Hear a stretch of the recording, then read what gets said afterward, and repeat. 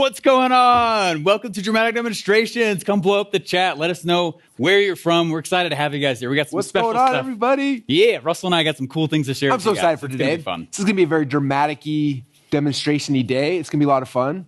And so I'm curious, where are you guys from in the world, and why are you wanting to do a dramatic demonstration? And you want one of these sweet jackets. I'm not going to lie, this is probably the coolest jacket I've ever seen in my entire life. What's up? I'm so excited to see all you guys over here in the chat. This is awesome. We're stoked to have you guys here. This is going to be a lot of fun. We have a fun agenda planned out for you guys. We're going to share some cool speeches that we've given in the past. Yes. That shaped the world. In fact, one of these speeches, we've been running Funnel Hacking Live for 9 years now. My favorite time on stage is the presentation we're about to show you guys. It was the very first time we introduced this concept of dramatic demonstrations. The only people who've actually seen it were people who were at Funnel Hacking Live like 3 years ago. Yeah. And so you guys get to see it for free. We're not going to charge you anything. We're so excited to kind of give you guys the foundation about what it is, why it is. And like I said, it was one of my most fun, favorite presentations of all time. And that's just one of the two things we're going to be doing today, which is going to be awesome. Yeah, that's awesome. We're going to start out with what is a dramatic demonstration. You've probably been hearing about it a lot. I wonder what you guys think it actually is. Maybe we should start that way. And then at the end, you're like, oh, it's actually this. Because some people think, oh, is it a challenge? Is it a webinar? Is it an ad? Like what? I'm curious what you guys think. You probably heard us talk about it, or maybe they haven't heard it at all. Maybe this is like, what are they talking about? Why are they wearing weird jackets? I think the presentation will help. Yeah, I see people posting. So post in the comments like, what do you guys think it is? Yeah. Or what is it for you? Have you ever done, like, just kind of get ideas? There's a little confusion, it looks like. Yeah. We're going to clear up a lot for you guys today. It's going to be really fun. It's going to be fun, yeah. So the first thing we're going to do then, as I think we'll cut over to in just a minute, let's watch this. And please get a piece of paper out, take notes. There's 5 steps I'm going to walk through. We're going to share with you guys on stage on what this is. I don't want you to miss them. So 5 things, fill in the blank as we go. And I want you guys to don't I know you're at home by yourself doing whatever, or you're at your office watching this, but pretend for a minute that you're at Funnel Hacking Live with 5,000 people around you. There's chaos, there's stuff. Like, this is where you're actually like pretend like you're experiencing it, and you'll experience it different. The hardest thing we have, like showing people videos and stuff later, it's like, it's hard to feel. It's like, immerse yourself, pretend like you're there, and like play all out. If we're asking, like, if we're telling you to raise your hand, like raise your hand, like be part of it. Like if you do that, you'll experience it different than if you're sitting there just like hanging out. So be engaged, and I promise you that it'll make the whole experience like a million times better. Yeah, and they're like the biggest takeaways you guys are getting, hit them in the chat also. I'm going to go watch that chat. And it's fun. Yeah, I'm going to watch you guys. I'm so excited to see what you're seeing for the first time. I'm actually jealous of the first time epiphanies you guys are about to have. It's going to be fun. So fun. Should we give a prize? We'll give you a prize. We'll figure out something for the top biggest takeaway. So as you see him, drop in the comments down below. Brian, pumped. Should we show it to him? Let's do it. All right, queuing up the very first dramatic demonstrations presentation ever from Funnel Hacking Live. Let's go. Roll the tape. I've been thinking about this session for a long time. It's something I've been like thinking about and brainstorming about and like geeking out on. And it kind of started for me actually, it was probably 4 or 5 months ago. I was going through the Dan Kennedy archives, as I do, and studying all this stuff. And in this one course, it was like day 4 of an event, and he had these different segments he was talking about. And one of the segments, probably a 20-minute segment, he talked about this concept of creating dramatic demonstrations. And he said that word, and I was like, ooh, that is so cool. And then I did what every good entrepreneur does, and I stopped, and I ran to GoDaddy and said, dramaticdemonstrations.com. And I'm like, it's available, and I bought it, and I'm like, now we got to do something. I don't know what to do with it, and I was so excited. And in the presentation, Dan was talking about some of the great people in time, old people who had passed away who did these dramatic demonstrations. And I know that Stephen Larson had been also geeking out on this, and so I messaged Stephen, and I sent him the thing from Dan, and we started going back and forth, and I don't know, we had so much fun just talking about dramatic demonstrations, the people who had passed on, what they'd done to grow their businesses and things like that. And as we got closer and closer to Funnel Hacking Live, I was like, I want to share like all the stuff I'm geeking out on with him. I was like, I want to share this with our audience, because this is something so powerful that if you guys start understanding, it's going to amplify and magnify every one of the funnels, every promotion, every campaign you do. And so to begin with, some of you guys know, this is probably my favorite framework that I teach. It is in the .com Secrets book, it's in the Expert Secrets book, it's in the Traffic Secrets book. It's the only framework that made it in every single one, because it is the most important framework that we have as funnel hackers. It's hook, story, offer. And I could do a whole 3-day event just on hook, story, offer. We're not going to do that, but I've told you guys from the very beginning, if something in your business is not working, it's always either the hook, the story, or the offer. If your ad's not working, it's either the hook, the story, or the offer. If your landing page isn't working, it's either the hook, the story, or the offer. Your sales message not working, hook, story, offer. Upsell not working, webinar not working, high-ticket coaching, it's always one of these three things. And so people will pay me insane amounts of money for consulting, and I'll come in, and it's really funny because like, Russell, help me fix my business. And I'll say, let me show me the entire business. And they show me the first page, and they're like, what's wrong with this? I'm like, well, it's either the hook, the story, or the offer. Which one do you think it is? And they're like, well, the hook's pretty good, but the story's kind of lame. I'm like, yeah, we should try that better. And they go to the next page, and they're like, what should I do here? I'm like, well, it's either the hook, the story, or the offer. What do you think it is? And like, the offer's not that good. I'm like, yeah. And that's how I consult. So I just gave you guys a $100,000 consulting day. There's my big secret. And so this is my this is my favorite framework.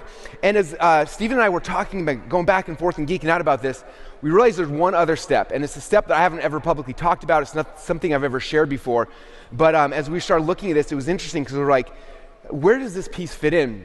And the piece we're going to talk about today is called a dramatic demonstration. And what's interesting is the dramatic demonstration is actually the thing that launches the hook. It's the thing that gets people excited and anticipation before they even get to the hook, the story, or the offer. And it's just this whole different methodology and mindset that I want to share with you guys. So that's what we're going to talk about today is this concept called dramatic demonstrations. But to do that, I need my partner in crime for this presentation. We've been working our faces off to get this ready for you guys today. I'm so excited. He's actually behind this wall right now, and I need you guys to help me make some noise so we can get him out ready. You guys good with that? Okay, everyone, let's put our hands together for Steve Larson!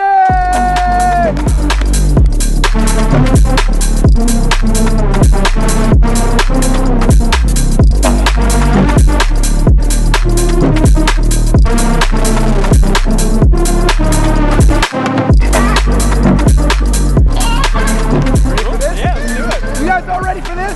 Woo! So much fun. Awesome. So I'm going to turn the first part of this over to Steve because he's got some exciting stuff to set this whole project up for you guys. Yeah, I'm going to get nerdy. Is that all right? That is all right because nerds get paid. All righty. All right, guys, I'm excited, though. I'm going to go a little faster through this, but I want you to know this whole dramatic demonstration piece is all about traffic getting. Who needs more traffic to the funnels? Woo! Right, this is my favorite way to do it. This is how I do it every time, and I'm excited to share it with you. I want you to know, though, where a lot of this comes from. I want to... No one has tomatoes here, right? No one? You in the back? No? All right, sweet. There's no such thing as internet marketing. Okay, thank you. There's marketing that we use the internet to distribute, yeah? Understanding the difference is very key, which is why I like to study these stories of rich dead marketers. They didn't have the internet, they still used marketing, so let's learn what marketing really is. Then the internet becomes an accelerant. Make sense? Cool, so what I'm gonna share with you is 5-part framework. I'm gonna show it to you 3 times. If you write nothing else down, just write these 5 things down, okay? All right, now let's move on forward. Now the purpose of these dramatic demonstrations, this is very key, is to spread the hook, not the offer. Okay? This is one of the biggest mistakes people make with their funnels. You're not walking around doing things pre-page 1 of the funnel, spreading your offer. You're not spreading your sales message. You're spreading the hook, and that's a different thing. Yeah, yeah? Yeah, yeah. Oh, sweet cherry pie. All right, let's go. Alrighty. Now if you're like, hey, Russell, Steve, where does dramatic demonstrations fit in our funnel? They fit right here. So here's I'm very visual, all right? So I do a lot of pictures. So if you think about it, it's like, all right, we have a dramatic demonstration in front of the funnel. It's everything you're doing pre-page 1 of the funnel. Who here has a funnel? Sweet, this applies to all of you. Alrighty. Okay, so this is what you're doing before page 1 of the sales funnel. So we know from Russell, hook, story, offer, right? Hook, story, offer. But what are you spreading, again, pre-page 1 of the funnel? It is the hook. It is the boom. All right, so it is the hook. That's what you're doing out there. And it was, again, from these rich, dead marketers that I learned these patterns, and I went really, really deep, like so deep. And it was very, very fun. So this is really where I learned it, though, and where it came from. And I like to vox Russell with excitedness a lot and be like, I just learned this crazy nerdy thing. And where this really comes from was one day I started writing every single P.T. Barnum campaign and story and launch that I had ever known or read about. And I wrote them down on a whiteboard because I was looking for his patterns. How did he launch without the internet, right? How did he go put it out there without having the distribution power that we have today? And so I put them all out on this whiteboard, and a really strong pattern emerged. Would you like to see it in slow-mo? Cool. All righty. All right, so here's the first one. This is how P.T. Barnum used dramatic demonstrations to sell tickets to his museum. Who here has seen the movie Greatest Showman? Such a good movie. Largely false. Okay. What his real career was in this museum. Now, I don't know about you, but how many times do you go to a museum? Exactly. That's why it's so cool to study. So this guy was pretty rich, and he had to get people without the internet to get people to this foot traffic reliant place to get business there, just to a museum. So one day, it's a true story. It's an awesome story to go look up. How many of you guys have heard of the story of the Fiji mermaid? A few of you? Some of the fellow nerds love it. Cool. All right, so this is the Fiji mermaid. And in 1842, fishermen caught a mermaid off the coast of Fiji, and they brought it to New York to show it to P.T. Barnum. And P.T. was looking at this thing, and this is towards the beginning of his career. And he looked at this, he goes, oh my gosh, this might bring people to my museum. So he's like, I'm going to bring this, I'm going to bring this to my museum, and hopefully it gets foot traffic to my museum. But I'm going to do it really dramatically. So what he did is he went and he grabbed a whole bunch of naturalists, and he started firing them until one of them would say it's a real mermaid. Okay? Don't do that, okay? FTC didn't exist, all right? All right? All right, but you'll notice, though, I'm going to start putting this 5-part pattern up in the top right corner. So the first step he does is he gets credibility, which is what you're going to want to do for your offer or anything you launch. All right? Second thing he did is he started leaking letters to the press. This is in New York City. Leaking letters on purpose to the press between him and a doctor as to the realness of this mermaid. Do you think this is a real mermaid? Oh, yeah, this is a real mermaid. I'm typing. They're writing, sorry. This is a real mermaid. Yeah, no, this is definitely a real mermaid. And they were purposely leaking them around the vicinity of the press to go, oh my gosh, this is real. What they didn't know is that, so as they leaked him around, that was actually his associate. Again, do not pose to be a doctor. You're going to lose everything. You'll die in a gutter. It'll be awful. Okay? Again, no FTC. Just look at the principle. So he goes and has these letters back and forth with his doctor. And this is a key step, though, is he starts to inform mass media that something is coming. It is the wrong move to finish your funnel yesterday and dramatically demonstrate it tomorrow. You're not going to. It doesn't work that way. So he informs and preps the minds of mass media. Third step, he sends this doctor over to Philadelphia. Doctor, okay, and it was a very specific, highly researched hotel. So he goes to this hotel and he says, hey, I want you to go over to this hotel and I want you to show the mermaid to this very specific landlord. He's like, all right. So he goes and he checks into this hotel and he's like, please share with me this amazing mermaid that I hear so much about and let me bring my friends. Well, all the landlord's friends were editors. And so in Philadelphia, all the press, insert mwahaha, okay? So all of these editors in Philadelphia start writing about it now and going, oh my gosh, you're a Fiji mermaid, Fiji mermaid. Notice he wants the launch to happen in New York. Okay, he's creating buzz in another place. A lot of principles here. Okay, so step number 3, involve other influencers. Step number 4, while that's happening, he finally approaches the traffic he can control. And so what he does is he litters, I censored because this is a family show. Those are the pictures of the yeah. I'm a goofball, I always will be. All right, so, and it says manwhile as well. So meanwhile, I got D's in all English. Meanwhile, P.T. Barnum distributed 10,000 pamphlets in New York City saying, guess what? The Fiji mermaid is going to be in my museum, but only for this 1 week. He doesn't say it's available all the time. Another key lesson. So he sends the hook to traffic that he can control or own. All right. The final kill shot on this whole thing is he invites every single newspaper in New York to cover this event. The mermaid's coming to my museum. Every single newspaper comes, every single newspaper covers the story, and his career takes off and explodes. Okay, so the 5th step of that is he finally goes, remember he warmed up mass media, He's going back to them and saying, remember I told you I was going to do that thing? I did that thing. And they all come back and they cover the story. And he takes over and hijacks mass media that way. Yeah? Oh, give me a sweet cherry pie. That's awesome. Sweet cherry pie. That's some good stuff. Okay, now I want you to think about this. By comparison, what kind of dramatic demonstration did you make on your last funnel release? Yeah, I heard wah wah, right? Think about that. Is it in, oh, Russell, am I really one funnel away? Yes! Are you really one demonstration away? Probably not. It's going to take a lot of demonstrations to that one funnel, okay? So I want you to think about this also. The last time I went and put a funnel out and it was dramatic, was it dramatic or did you launch apologetically? And this is a curse that I see and I'm trying to rid us of it. Okay, how many guys sell something that is better than the majority of the market that you serve? Right? All hands should be up, right? So don't be apologetic. Be dramatic. Right?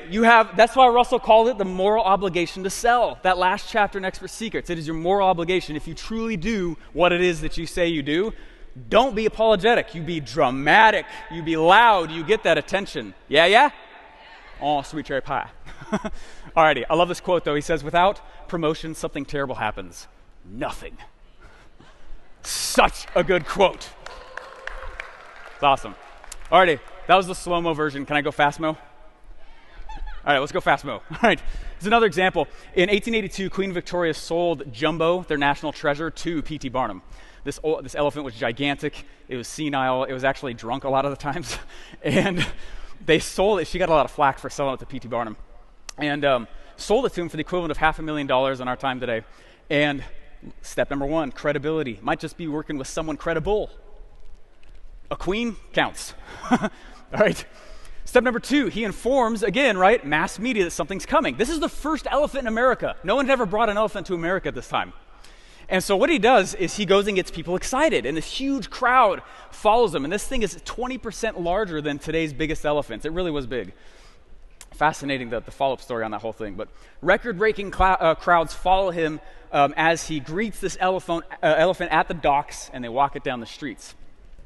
Until tragedy struck. Shortly after that, in 1883, about a year, not even a year later, the Brooklyn Bridge was finished. And the Brooklyn Bridge was the largest suspension bridge in the world at that time. And so people were really, really afraid to go on this thing. This was the largest feat that we had ever built as, modern humanity. And so people were afraid to go on this thing. And so what's fascinating about this is this is awful, the public was finally able to go on this bridge. This true story all about the Brooklyn Bridge. People were able to go up into this bridge, and someone tripped and pushed the person in front of them, and it caused this stampede, and lots of people were trampled to death. Not awesome, okay? This is actually an article from New York Times about that in 1883. And what's interesting is PT was like, well, what if I walk my elephant across that to demonstrate the strength of the Brooklyn Bridge, because no one wanted to use it anymore. So he did. And they're like, you know what, we need to get someone to, because no one would get on this Brooklyn Bridge anymore, even though it was this large, engineering feat. So he doesn't just go across with one. That guy got 21 elephants and 17 camels. See, that guy went big. And they walked across the Brooklyn Bridge, demonstrating its strength, getting him tons of traffic to his museum, and he gets really dramatic traffic again. Yeah? You guys seen the pattern? Where's the internet in that? Nowhere! But I need a list. No, you don't! I'm going to smash that one later, all right? So what I'm going to do is look at these 5 pieces here. So step number 1, just in case you didn't see them in the top right, he always gets credibility for the offer prior to marketing it. Right? If you need to get social proof, get social proof. Just get it. Prove that it works. Get credibility somehow. Number 2, inform mass media somehow that it's coming. I got something coming. How many things behind the scenes do we see of Russell with Instagram going, working on something cool, you won't see it in a year. Working on something cool, you won't see it in a year. Working on something cool, right? He's warming us up. I got something coming. Don't waste that time. Okay? Number 3, he involves somehow bigger influencers, people that are also influencers that have their own audience, and starts to get them in. Then and only then does he do number 4, which is approach the traffic he controls. But wait a second, that's how most of us start. I got an idea. Email, email, email. This is step 4 for him. Does that make sense? Someone find some gold and let go of it. That was awesome. Alrighty. Number 5, what he does is he goes back to mass media and said, I told you I'd do it. Now I got credibility. I told you I was going to. I've got other influencers. Look, these other people are excited about that as well. Check it out. Now go talk about me and all your mass media stuff. Fascinating pattern, yeah? So what we wanted to do is, and remind you again, without promotion, something terrible happens, which is, again, nothing. If your funnel's done, you're not done. You're just starting marketing, okay? So what we'd like to give is, if you may not know this, P.T. Barnum was actually the second millionaire in America. And contrary to what Hollywood said. The first millionaire is actually a drug dealer. Yeah. So, and he's number 2. Number 2, let's celebrate number 2. We'd like to give P.T. Barnum. Yes, an honorary 2 Comma Club award. What do you think about that? Yeah? Hey, Todd, are you back there? Do you have a 2 Comma Club award we can give to P.T. Barnum? Yeah, Miles, where's PT? Bring PT up here. Here's PT. There he is! PT Barnum, everybody! Oh my gosh, look at the man! Oh, the man is here himself! We need to Come on! Let's give him one. Yeah! What's up, guys? First ever. You want to get a touch? That's all I'll get out. Yeah.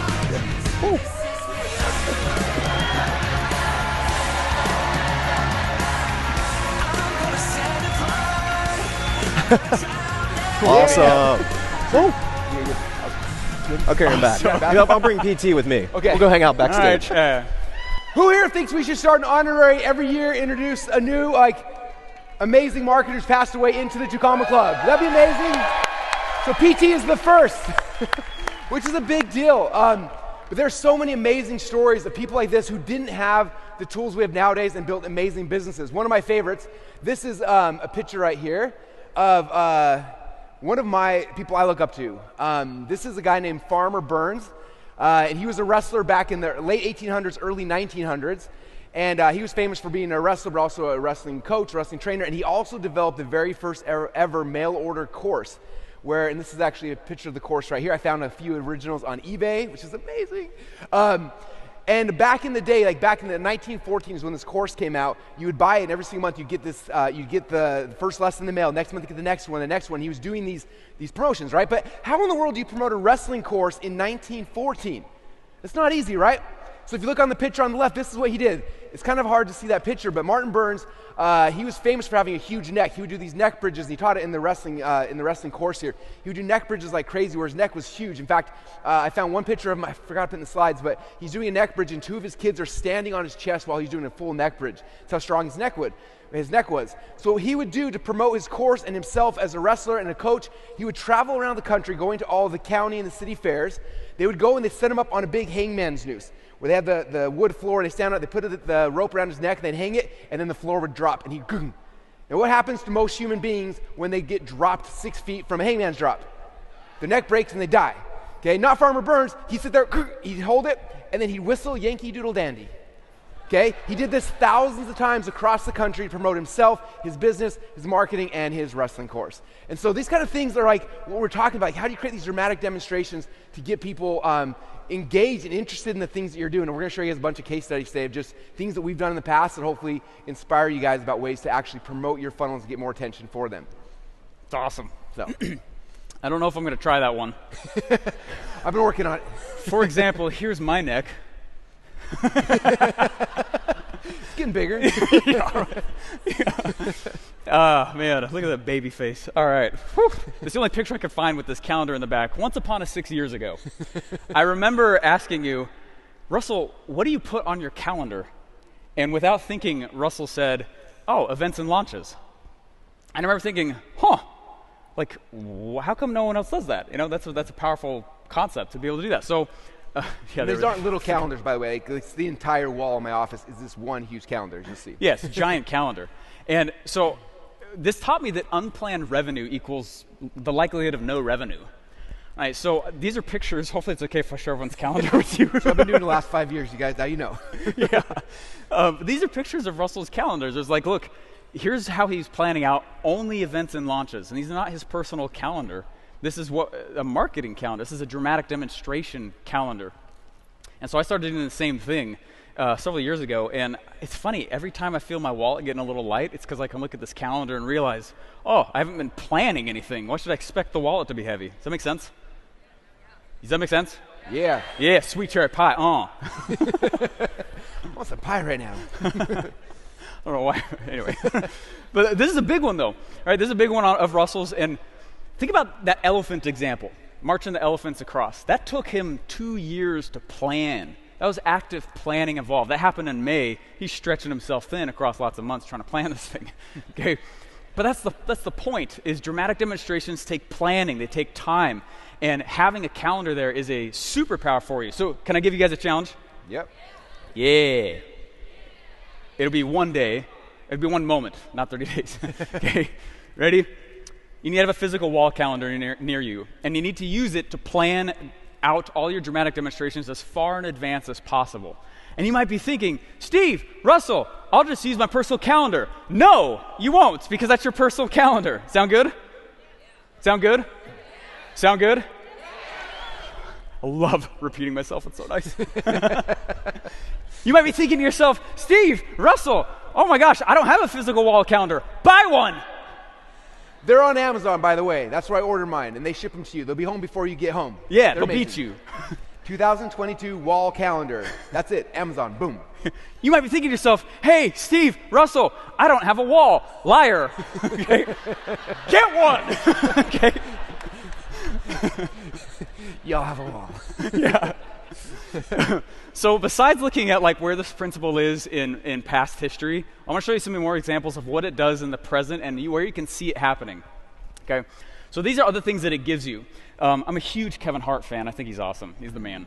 Kevin Hart's awesome. He was the first actor, though, to be collecting first comedian to be collecting an email list for 5 or 6 years. He'd do stand-up comedy every single night and say, you guys want more of my jokes?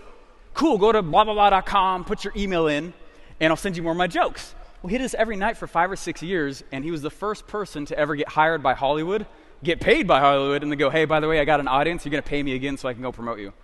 Genius, right? It's awesome, right? Now what do they all do? That, right? Dramatic demonstrations build a list. Russell, Steve, I don't have a list. It's because you haven't done a dramatic demonstration. It's the other way around. They give you a list in the action of doing it. Yeah. Make sense? Yep. Here you go. Tony Robbins did 240 podcast interviews about one of his books before it was ever released. What does that give him? Why would that work? It works because they generate interest in the offer before it's ever there, right? And the excitement of that. We started that Expert Secrets book funnel 2 days before it went live, but it's because the previous 2 months were spent promoting the fact that it was out. Does that make sense? It was longer than 2 months prior, but yes. But it was a lot, right? It's like, yeah. A whole bunch ahead of time. Super, yeah. Tesla sold the world on their incredibly dumb-looking Cybertruck before it was started. I read in a book, and it's pure science, that's a truck. Anyway, but you see what they did? They went out. It's not even out still, right? I mean, I don't see them around. I mean, for good reason. Look at it. But dramatic demonstrations, Elon Musk, if you ever see this, I love you. Let's hang out.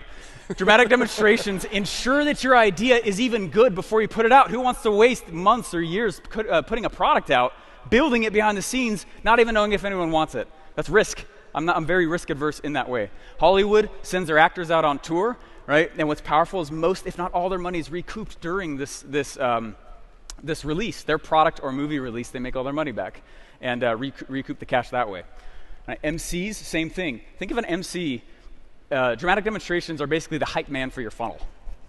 Okay, they're the hype man for the funnel. That's what happens ahead of time. If there was no Devon, Russell and I would suck up here, right? Just kidding. He sets the way. He sets the way, right? But there's an important principle behind that, though. They're getting an excitement for the main event altogether. You want to tell us about that one time about Expert Secrets? Yeah. So how many of you guys remember when we launched the very first viral video we did with the Harmon Brothers? How many of you guys remember that? So just so you know, Harmon Brothers are not cheap. In fact, the cost for the cost up front for them to make this video was $500,000, which is like, whew, first time you write a check for $500,000 for a 3-minute video, you're like, is this a good idea? This seems really dumb. I hope my wife doesn't find out. Anyway, so, but it got done. They're like, hey, the video's done. Like, do you guys want to go like use it? And I'm like, well, it seems so anticlimactic. Like, I got to make some noise because I got to make sure things don't flop because we spent $500,000 on this thing. And so I was like, well, what do we do? What do we do? And I didn't have the verbiage at the time to say we should do a dramatic demonstration, which now you all have. But I was like, we got to do something. We got to make this thing big. And so we put on a launch event, a dramatic demonstration, which is where our nude squirrels came from, for those who know that backstory. If not, well, that's the story for another day. All right, so this is what we did. We decided to launch a YouTube video. So just, again, this isn't even a whole offer. Like, this was us to launch a video on YouTube. We put on a dramatic demonstration. What we did is a couple things. Number one, we rented out the Boise State football stadium, which those of you guys who know Boise State football stadium, we're famous for the Smurf turf, right? So it was all blue. It was amazing. So we rented out the Boise State football stadium. Prior to that, we wrote down a list of 400 of the biggest stars and channels on YouTube. And you were here for this. I sat in my car for 400 times. For like almost a day with a little video camera, like, hey, what's up, Mr. Beast? My name is Russell Brunson. I want to invite you to a blah, blah, blah, blah, blah, blah, blah, blah, blah, blah. Click. But you were like getting out your car halfway through the script, so I saw him get out of his car 400 hey, how's it going, times. man? What's up? I'm just getting out of my car. What's up? Get out of my car. 400 times. Who's ever made 400 videos in a day, back to back to back to back to back to back? It was exhausting. I was impressed. But I wanted to make sure this was going to work, so I had to get to work. So we did 400 videos, and then from there, and again, 400 personalized videos, and then we went and we built 400 separate pages on the funnel, one for every single influencer. We sent those out to every single one, right? So now I'm like, okay, we're having a big party at Boise State. We got 400 huge influencers. We've invited to this huge party. What's next? Well, what's next? As long as we have 400 people in the room, we should try to set a world record, because how do you get cool people to show up? You got to do cool things. So I asked Dave if he could call around and find out what it would look like for us to win a Guinness Book of World Records for the largest bubble soccer game of all time. And so he called around, found out that we needed to have at least 100 people playing a full bubble soccer game. And so then we're like, cool, let's get 100 bubble soccer balls. But that's not an easy task either. We had to source bubble soccer balls from 5 different states to go and fly them all to Boise, Idaho, to be on the Smurf turf for this event. So we did the viral video launch party. Then we put on these bubble soccer balls, and we played the biggest game of bubble soccer in the history of the world. And everybody who was there that night had a chance to become a Guinness Book of World Record holder, which was kind of cool. And then we also paid Gary Vee to come out and do a Gary Vee presentation, which was really, really fun. He made fun of Josh Forty in front of all of us. We all made fun. It was really funny as well. And that's what we did to launch a YouTube video. One video. Okay? And then that video went viral and made us a whole bunch of money, but people knew about it, right? It wasn't just like, oh, here's a video set it live. Hopefully it does something good. It's like, no, I'm not going to hope for anything. I'm going to blow this thing up. We're going to light it on fire. How do we do that? We created a dramatic demonstration to get people to talk, to get people to notice. We had 400 influencers in that room who were all tweeting the video, sharing it, posting pictures of them playing bubble soccer with the nude squirrels and the prospectors, and like we had the characters of the video come. Like, it was a huge thing that created a whole bunch of noise. So when that video came into the world, it had this platform to push it off into the world with. I got nervous when we put the nude squirrels in the men's bathroom after that. You ever come to ClickFunnels? They're just pictures of squirrels. It's hilarious. It's cool. It's so okay, funny. so I want to show you guys, I think the next, oh yeah. With that, okay. So I want to show you guys the dramatic demonstrations that we did prior to the Expert Seekers book launch. Because I think a lot of you guys probably saw this. This was, how many years ago now? 4 years ago? 4, something. We launched the Expert Seekers book. And most of you guys see a funnel and email come out like, oh, cool, Russell launched his book. But there's a lot that went into that ahead of time. Layers of dramatic demonstrations. So I'm going to walk you guys through kind of the different steps so you can see them. But as I'm showing you these things, like, I'm hoping that you're going to pick things like, oh, I should do that, I could do that, I could do that, and start getting ideas for you to start layering on these dramatic demonstrations for your campaigns. Okay, so when we first launched the Expert Seekers book, prior to launching it, just like P.T. Barnum, 4 or 5 months prior, I started the process, okay? Now, I'm not a blogger, but I started a blog at the time, and I said, I'm going to blog this whole journey. So week number 1 was calling my shots. I said, my goal is to sell 1 million copies of my new book, and I'm going to take you guys on the journey. And I sent that out to my list of promotions. We got everyone, and everyone's like, you're writing a book? Nobody even knew. This is how I launched the campaign, was to call my shot. This is what we're going to do. This is where we're going with this whole process. Okay, I'm writing this book, and we're going to try to sell 100,000 copies. Okay, and I started this weekly blog to start documenting my journey. okay? So then week number 2, then I did the second step in the process, which is assembling the Dream 100. So all my team got in a room, and we sat down, and you can see here's the pad of paper, and we started writing down who's the Dream 100 in every single industry we can get to gather to be part of this book promotion. Okay, P.T. Barnum did it, getting other influencers in. Same thing we did. Who are the other influencers we need to be part of this? So it's not just me yelling into the wind about my book. I want to get everybody yelling about the book. So step number 2 was assembling the Dream 100. Okay, and then after we found out who these people were, we started sending them stuff. Okay, one of the things we sent them out was this Avengers comic book. We made a whole video. We showed it at Funnel Hacking Live 4 or 5 years ago. A whole animated video showing this Avenger thing and how ClickFunnels was saving the world from Confusionsoft and other terrorists and enemies. And it was really awesome. And then we made a whole comic book out of it. And we sent this comic book to the Dream 100 just as a gift to kind of open up some conversation, saying, hey, there's something cool is coming real quick, but here's a really cool gift. Okay? And then we started sending these Dream 100 people packages. Okay? And I didn't have the screenshots from the Expert Secrets packages, but these are the screenshots of the packages when I did the .com Secrets book. Okay, after the book was done, first thing I did is I sent a copy of the book and a t-shirt to everyone in my Dream 100 just so they could get the book in their hands. I wanted influencers seeing it and reading and looking through it before I had a chance to promote it. And then we decided to give away my Ferrari. I'm not a car guy. I won this Ferrari, just sat in the garage for a long time, and I was like, if I'm going to sell a book, I might as well give away a Ferrari. That's dramatic. Might as well. And so I took a picture of this Ferrari, and I said, okay, I'm going to give away, whoever sells the most books, you get a free Ferrari, which is a great hook for affiliates, by the way. They were really excited. So we sent that out. But then I'm like, okay, well, they're like, just, influencers have a very short attention span, like gnats. I'm like, I need to remind them that this is happening. So we went on eBay and Amazon and everywhere we could find, and we found 400 of these little Ferrari keychains. And we ended up sending these keychains out to all the Dream 100 people like a couple weeks later. And then a couple weeks later, we sent them out a letter with a $20 bill because we were paying out $20 commission for every book we gave out. And so these mails kept getting people. So my influencers kept getting these things in the mail saying, Russell's launching a book. Oh, I could win a Ferrari. Here's a keychain about a Ferrari. Some people we send them like actual physical like mini Ferraris in the mail. And then we sent out these things just letting people know like this is coming. Start talking about it. And then what happened is all these influencers started like bragging, I got Russell's book. Ooh, chapter 3 is so cool. And they all started talking. The noise and the buzz started happening. And people were mad that they didn't get it. Oh, yeah. Like they started, where's my book? How come I'm not on the list? Like, I'm sorry. Getting that buzz going, warming up that media. So good. Okay, that's week number 2. Now week number 3, start moving into the next thing where I'm talking about, like, I finished the book. I finally got it. I submitted it to the publisher. And then I was like, well, the book's done. I wanted to do something cool, and so I literally, and some of you guys were in the room for this, at the time, Funnel Hacking Live was like 4 weeks away.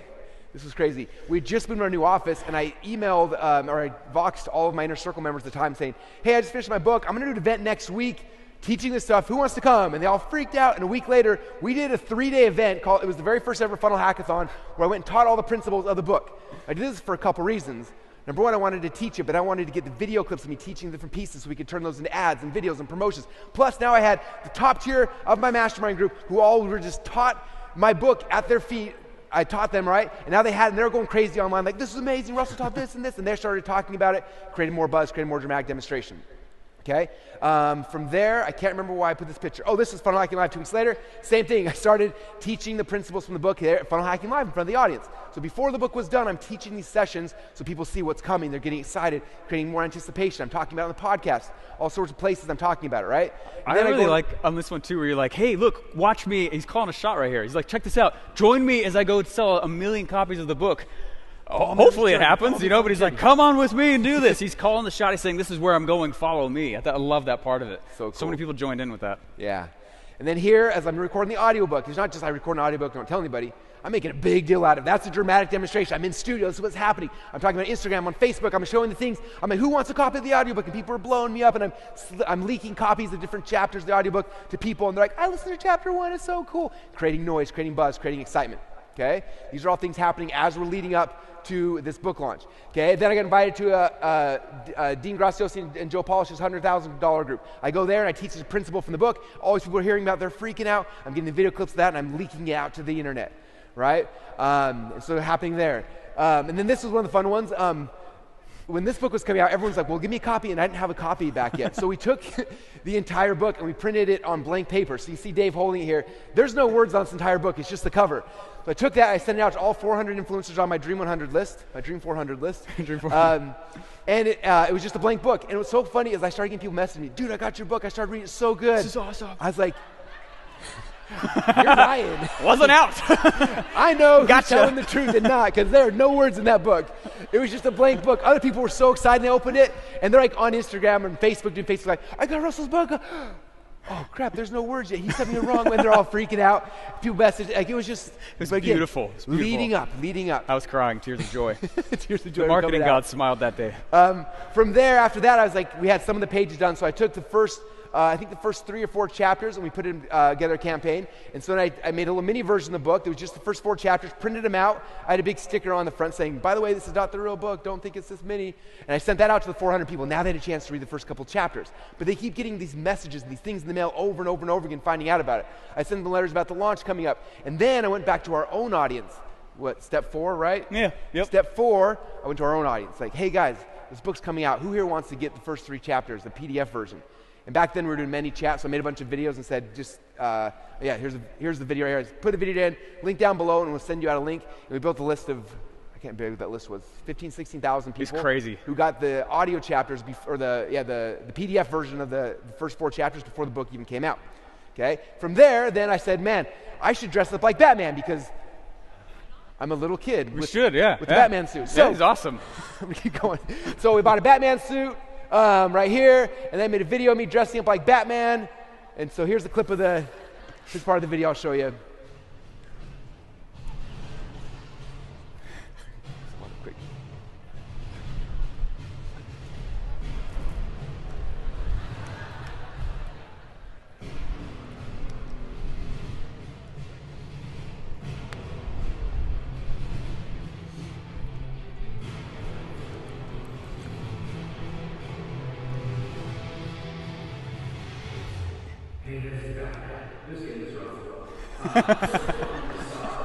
All right, just kidding, it's Russell.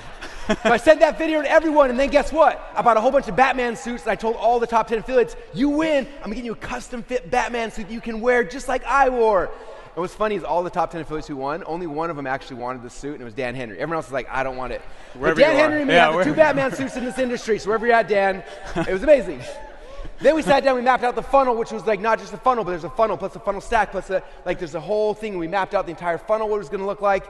And keep going because we're running out of time. And then we sat down, we filmed the video for the launch to build the funnels out, and then I started doing interviews. Before the book came out, I did interviews with Tony Robbins, with Grant Cardone, with as many people as I could. I took a virtual book tour to get my message out there before the book even came. Okay? And again, I'm going to go a little faster on this. The way we did it is basically, we did a virtual book tour. I would go on some like Tony Robbins page. We'd do the interview together, and then I would go, we'd get into their advertising account, and I would buy ads. I'd spend my money to promote the interview to Tony's page, and then he also got affiliate commissions. Does that make sense? So all these people, I would say, hey, let's do an interview on your page, and then give me access to your ads account. I will spend my money to promote it, and then you'll get affiliate commissions from it. So it was a huge win-win for them. Awesome. And we did probably 100 or so of these interviews leading up to it. And then eventually the book came out, and in the middle of the book launch, we sold 20,000 copies. I decided to change the name of the book in the middle of it, which required another dramatic demonstration. So we changed the name of the book, did another one. And then during the launch, as people got pictures, and we started promoting the pictures and posting them out there, letting people see all these amazing people that were reading the book, what they got from it. After the funnel went through, we found out that we were making $32 average cart value. So we went back to the affiliates and said, how about this? I'm going to guarantee you every free book you give away, I'll give you $20. So I sent all the affiliates a $20 bill in the mail, along telling them that, and then we did a whole week where every affiliate got $20 for every book they sold. Sold even more, right? The affiliate wars started happening. People gave away bonuses. We sold tons of books. And then I'm like, in the middle of this launch, like, we should do another dramatic demonstration. And so Howard Berg, who's actually in the room right now, Howard Berg is the world's fastest reader. He is a rock star. I was like, Howard, do you want to fly out to Boise? Let's give Howard a round of applause. Woo! It's amazing. I said, Howard, fly to Boise. You're the world's fastest reader. Do you want to read Expert Secrets live in front of everybody, and then I'm going to quiz you afterwards? And so he read the entire book in like 4.5 minutes. It's crazy. And then I was like, okay, let me ask you questions. And like he knew the answer to every question I asked. It was insane, and sold so many books. Okay? And they kept going. After that, me and Steven did an Expert Secrets Masterclass, a live 3-day event to sell the book live virtually. They kept going and going and going. And that was to sell my free plus shipping book. Are you guys getting this now? All right, that's a dramatic demonstration. Fast mode.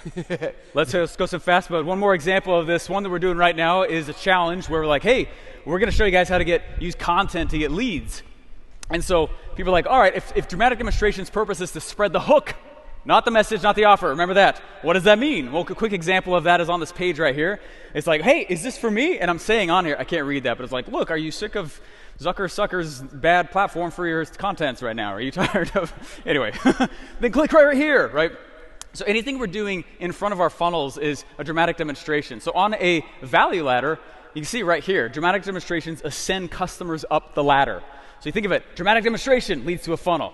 Cool, you like that funnel? Come to the next one, right? So you're at the end of each funnel, bringing someone to the next one. It's how you ascend people between funnel to funnel to funnel to funnel in your value ladder. Make sense? Dealio. All right. I love this one more I'm going to show you guys in the last 42 seconds, which should be fun. FHL. Every year I get 5,000 or 6,000 of you guys to come in a room, and it is not a little process. And so you'll notice throughout the month, throughout the year leading up to Funnel Hacking Live, we're doing dramatic demonstrations to keep popping sales. How many of you guys got one of these little bags in the mail leading up to Funnel Hacking Live? Yeah. So we took all 17,000 people who had ever come to Funnel Hacking Live in the past, and we sent them this mail, right? And then they got this, like, what is Russell sending me? And they opened it up, and inside was a letter talking about NFTs. What does NFTs have to do with Funnel Hacking Live? Not much. But we made it, right? Because it's all about finding like what is a hook that you can do a dramatic demonstration about. So NFTs are hot. Tom Bill used tonight doing a late night session talking about NFTs, which is gonna be so cool. And so I was like, we need to make a dramatic demonstration about that hook because the hook is hot right now, right? So I sent these packages out in the mail. We started emailing the list of people who come in the past. We did this whole thing because we created NFTs for every single Funnel Hacking Live that happened, right? And then I did a dramatic demonstration. How many of us came to that dramatic demonstration? Virtually? Okay. Notice I did it at like midnight. I was like, everyone does webinars at 3 in the morning. If I want to be dramatic and get people in, we got to do a midnight webinar. So at midnight, I went live to the world, and I talked about NFTs, right? And I showed you guys that every FHL you've come to, you have a chance to get an NFT. And so I talked about the very first FHL. This is the first NFT. And then I showed the after movie of FHL, the very first one, and everybody watched it. And then we gave them the NFT. And I did the second one, and the third one, and the fourth one, and the fifth one, and the sixth one, and the seventh one, all the way up to this one. And what was crazy is we had, I think, 1,000 people at midnight watching this dramatic demonstration. They literally had to watch 7 promo videos for Funnel Hacking Live in a row, and then we gave them their NFTs, and then what I do? Sold tickets to Funnel Hacking Live. Okay? What a cool way to get people to sell tickets to come back in, is creating a dramatic demonstration like that. All right, I think I pass it back over to you now. Sounds good. We good? We're great. Yeah, we're good? You guys good? I got one more story. We're good? All right, we're going to go for it. All right, this is, you guys remember Greatest Showman? Remember Jenny Lynn? I hated in that movie when they alluded to the fact they might have had an affair. That was not true at all. P.T. Barnum was wildly, he's very committed to his wife. So P.T. Barnum is like, hey, I need to get Jenny Lynn over here. This is a time in his career when he's like, I want to get known to be a little bit less hoaxy. So I'm going to bring someone in very famous. Jenny Lynn was already retired in Europe, and he said, hey, Jenny, how about I go and watch the steps? 5 steps, top right corner. Okay, watch them. Okay, first he gets credibility for the offer. That might be working with someone credible, right? So he asks Jenny Lynn, hey, look, I think you're going to be a huge attraction in the U.S. Why don't you come over here? I'll sell tickets to your shows. Win-win. Well, he's excited about this. He tells people, look, I'm going to go bring Jenny Lynn. I'm going to bring Jenny Lynn. And he's walking down the street, and this doorman goes to open the door for him. And he's like, I'm going to bring Jenny Lynn. And this doorman goes, who's Jenny Lynn? And he goes, oh. An equivalent is like $4 million in our time that he was in debt now. And he realized he was bringing a nobody. How many of you guys have a brand new offer and no one's heard of it yet? But it's good. Okay, same situation. Watch how he solves it. All right? What he does is he goes, oh crap, I'm in so much debt over this. Okay, so what he does is so the second thing he does is he informs mass media that she's coming. He has Jenny Lynn literally stand on the docks and give a farewell speech. I read a lot of stuff. I don't think it was even on the docks. She just gave a farewell speech in Europe simply so PT could run the story about it in America. Brilliant. Okay. Then what he does is he goes and he says to the docks that will be receiving Jenny, hey, I need Jenny Lynn swag. I need Jenny Lynn bakery goods. That's a list of stuff that I found that are Jenny Lynn. They called it Lindomania. They created so much Jenny Lynn stuff, it drove her nuts. But seriously. Number 4 is then he goes out and he hires 40 reporters to literally create Jenny Lynn as an icon and an attractive character in America, literally while she's on the ship coming to America. No one had ever heard of her before. No one had heard her sing. And so this works so well. 40 reporters creating this whole persona in the media that 30,000 people greeted her at the docks. 20,000 followed her to her hotel room, which would scare the crap out of me. Right? And they sold out concert after concert after concert. Then one fateful day, Jenny's like, you know what? I'm kind of tired of being marketed like crazy. I'm going to break this up. She starts drinking her own Kool-Aid. Anyway, starts drinking her own Kool-Aid. She goes, I'm fresh to death on my own. I'll go out on my own. Direct quote. And it was not. All right. She just got tired of being so marketed like crazy. And so she cuts the tour in half at around show 90-ish. And she says, I'm going to go out on my own. But what most people don't know is that she actually had a hard time filling a single concert after that. Wait a second. You guys ready for the big point? Yeah. The big point? You got to point to me when I say it. Ready for the point? Yeah. Steven, give me the big point. All right, ready? Here's the big point. It's this. You'll remember it with weird stuff. Big point. All right, it's not Jenny Lynn's voice that was selling those concerts.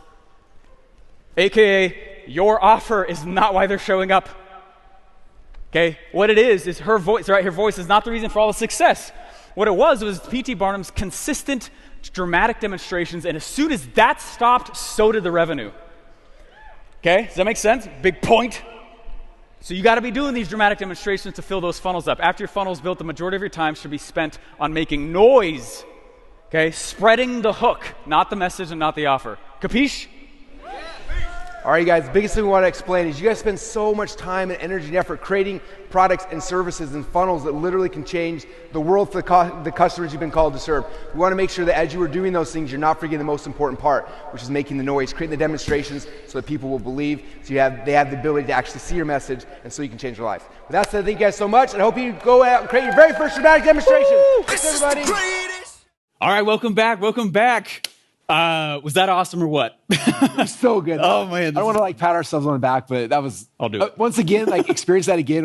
It was one of my favorite times ever being on stage, which is awesome. It's so fun. And actually, I would love to know. It's been fun to see what takeaways you guys have been having. We've been in the chat with you guys there, but let us know. What was the number one thing, if you just went and implemented a single thing from what you just learned about that would make you more cash? What is that thing? Go blow it up on the side. Whenever I go to any event, I'm always looking for the thing. The reason why is my very first time I ever went to an event, I remember the time I had my Potato Gun DVD, and the guy on stage was talking, and he shared this one idea. And I remember, I can't remember exactly what it was, but he was split testing in pages, and he was like, I split tested a red headline versus a blue headline, and I can't remember which one. One of them won by 30%. I was like, that's crazy. It was this one little idea. I took it back. I went to my page, and I changed the color of my headline, and sure enough, my conversions went up by over 50%.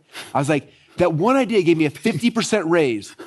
It blew my mind. So for all, just that session alone, if you guys got one idea, that could literally, some of you guys could double, triple, quadruple your business from one idea. So what was that gold nugget that you found that's if I get nothing else, or that alone was worth the price of admission. Of course, it was free to be here, but the price of admission. So yeah, let us know, because that's if you miss the gold nugget, then what a shame. But also it's you'll see other people's gold nuggets too. Maybe oh yeah, that would be really cool for me to do. So yeah, please blow up the comments with those. Yeah, and honestly, you think about we shared a lot of rich dead guy stories, right? But then there's also a lot of live examples of how people are doing dramatic demonstrations today in their own business, and that's my favorite part about that speech. Where it's cool theory, but this is real applicable stuff. Yeah, it's really cool. Yeah. Now, after that first Funnel Hacking Live, we saw people go out there, and a lot of people trying things, some people not. A lot of questions coming back in. And so when next year's Funnel Hacking Live came out, I was like, Steve, I had so much fun last time. Do you want to do that again? And you said yes. Yes. And so how do we we don't want to do the same presentation again. What's the next step? What's the next level? And I think the part that people struggle with is figuring out, it's the copy side thing. They understand conceptually, but how do you craft things right? And I remember you going back and forth prior to it. You talked about, we mentioned a little bit in the first presentation, but offer hooks, going deeper into that part of it, which is kind of what year number 2 was all about. You want to talk a little more about what it is and why? Yeah. Honestly, the offer hooks piece, that part right there, the whole point is just to get somebody to say, tell me more. Right? And so you're using the dramatic demonstration to push out that specific type of offer hook. Yeah. When you think about it, it's this isn't about launching just another offer. It's how can I launch a piece of copy that gets people drawn to me to say, tell me more? And that's what this next one's really about. Yeah, it's so good too. Yeah. This is one of those things that it seems simple, but then when you walk through the whole process, it's just oh, this is amazing. So I'm pumped to rewatch this with you guys. But if we're going to watch it again, we need your energy up. We need you to be excited. Stand up for a minute and just stretch it out, shake yourselves out. This is a dramatic demonstration. It's not sitting on your couch and relax day. It's about the energy we need to bring to the situation. Because again, right now you're in a room with 5,000 other funnel hackers talking about this stuff, and you're about to learn it for the very first time. So bring that energy to it, and it'll be so much more fun. It's going to be awesome. So this next one is my personal favorite one. I love this one. Guys, you're going to love it. All right, should we cue the film? Let's do it. Yeah, should we do it? Let us know. What's up? All right, cue the film. Let's do it. Oh, what a great day today. I'm excited to talk about one of my favorite topics, which is dramatic demonstrations. We're going to show you guys case studies, examples, everything that is going to help you guys to be able to run with it. In fact, this session, we're talking about dramatic demonstrations. The next session, we're talking about it. And tonight, Mr. Dan Kennedy is going to be talking about it as well. So you can tell that there's a big emphasis on this, and it works because we're talking about it a lot. In fact, I was just doing the stats behind the scenes. Since last time we all hung out at Funnel Hacking Live, our companies have done 12 dramatic demonstrations, resulting in like 35 to 40,000 people into continuity. This is how important it is. How many of you guys like to have 30 to 40,000 new people in your continuity by this time next year? Okay, so there you go. And maybe you get less, maybe you only get 10,000 people in continuity. How many of you guys with 10,000 new people in continuity completely change your life forever? What if you totally screw up, don't get 10,000, only get 1,000 new people in your continuity by this time next year? How many of you guys with 1,000 people paying you 50 to 100 grand, $100 a month, radically shift your life forever? Okay, so that's why this stuff is so important, okay? So the title of this presentation is The Hooks to Launch Your Dramatic Demonstrations and the Stories to Rewrite Their False Belief Patterns so they will sign up with you and stick with you, okay? Last year, we did a presentation called Dramatic Demonstrations, which was the first time we introduced this to the community. And this is basically part 2 of that presentation, which I'm really excited for. The spot this fits into the linchpin model is right here. Now, one thing I want to state before we go into this is after you've gotten your membership site built and you've got your Mifke funnel created, your Mifke funnel, you can launch that and you can start getting people to join your continuity right away. Right? I told you guys that the Mifke offer, the Mifke funnels we do initially is focused on warm traffic, right? Or excuse me, hot traffic, people who know you, like you. And so as soon as you get continuity Mifke, you can launch and start getting members coming in. Now, this is the next phase when you want to start growing and scaling your continuity program. You want to be able to pay paid ads. You want to go to warm cat traffic and cold traffic. That's where these dramatic demonstrations kind of fit. And they fit right here inside the value ladder, or excuse me, inside the linchpin. Okay? Someone will register, they go down to the Mifke and they join your continuity program. Okay? Now, to do this presentation, last year I had a special guest on stage to do this presentation with me, and it was probably the most fun hour I've ever had on the stage. And so when we were preparing version 2 of this presentation, of course, I wanted to bring him back. During last year's presentation, we actually gave P.T. Barnum a 2 Comedy Club Award, which is amazing. And so he's back this year to do this presentation with me. So with that said, let's put our hands together for Mr. Steve Larson!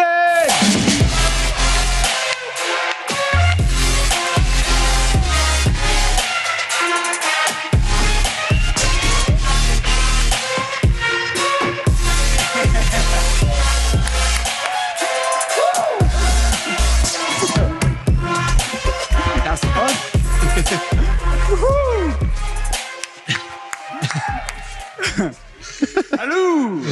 Boom. How you guys doing?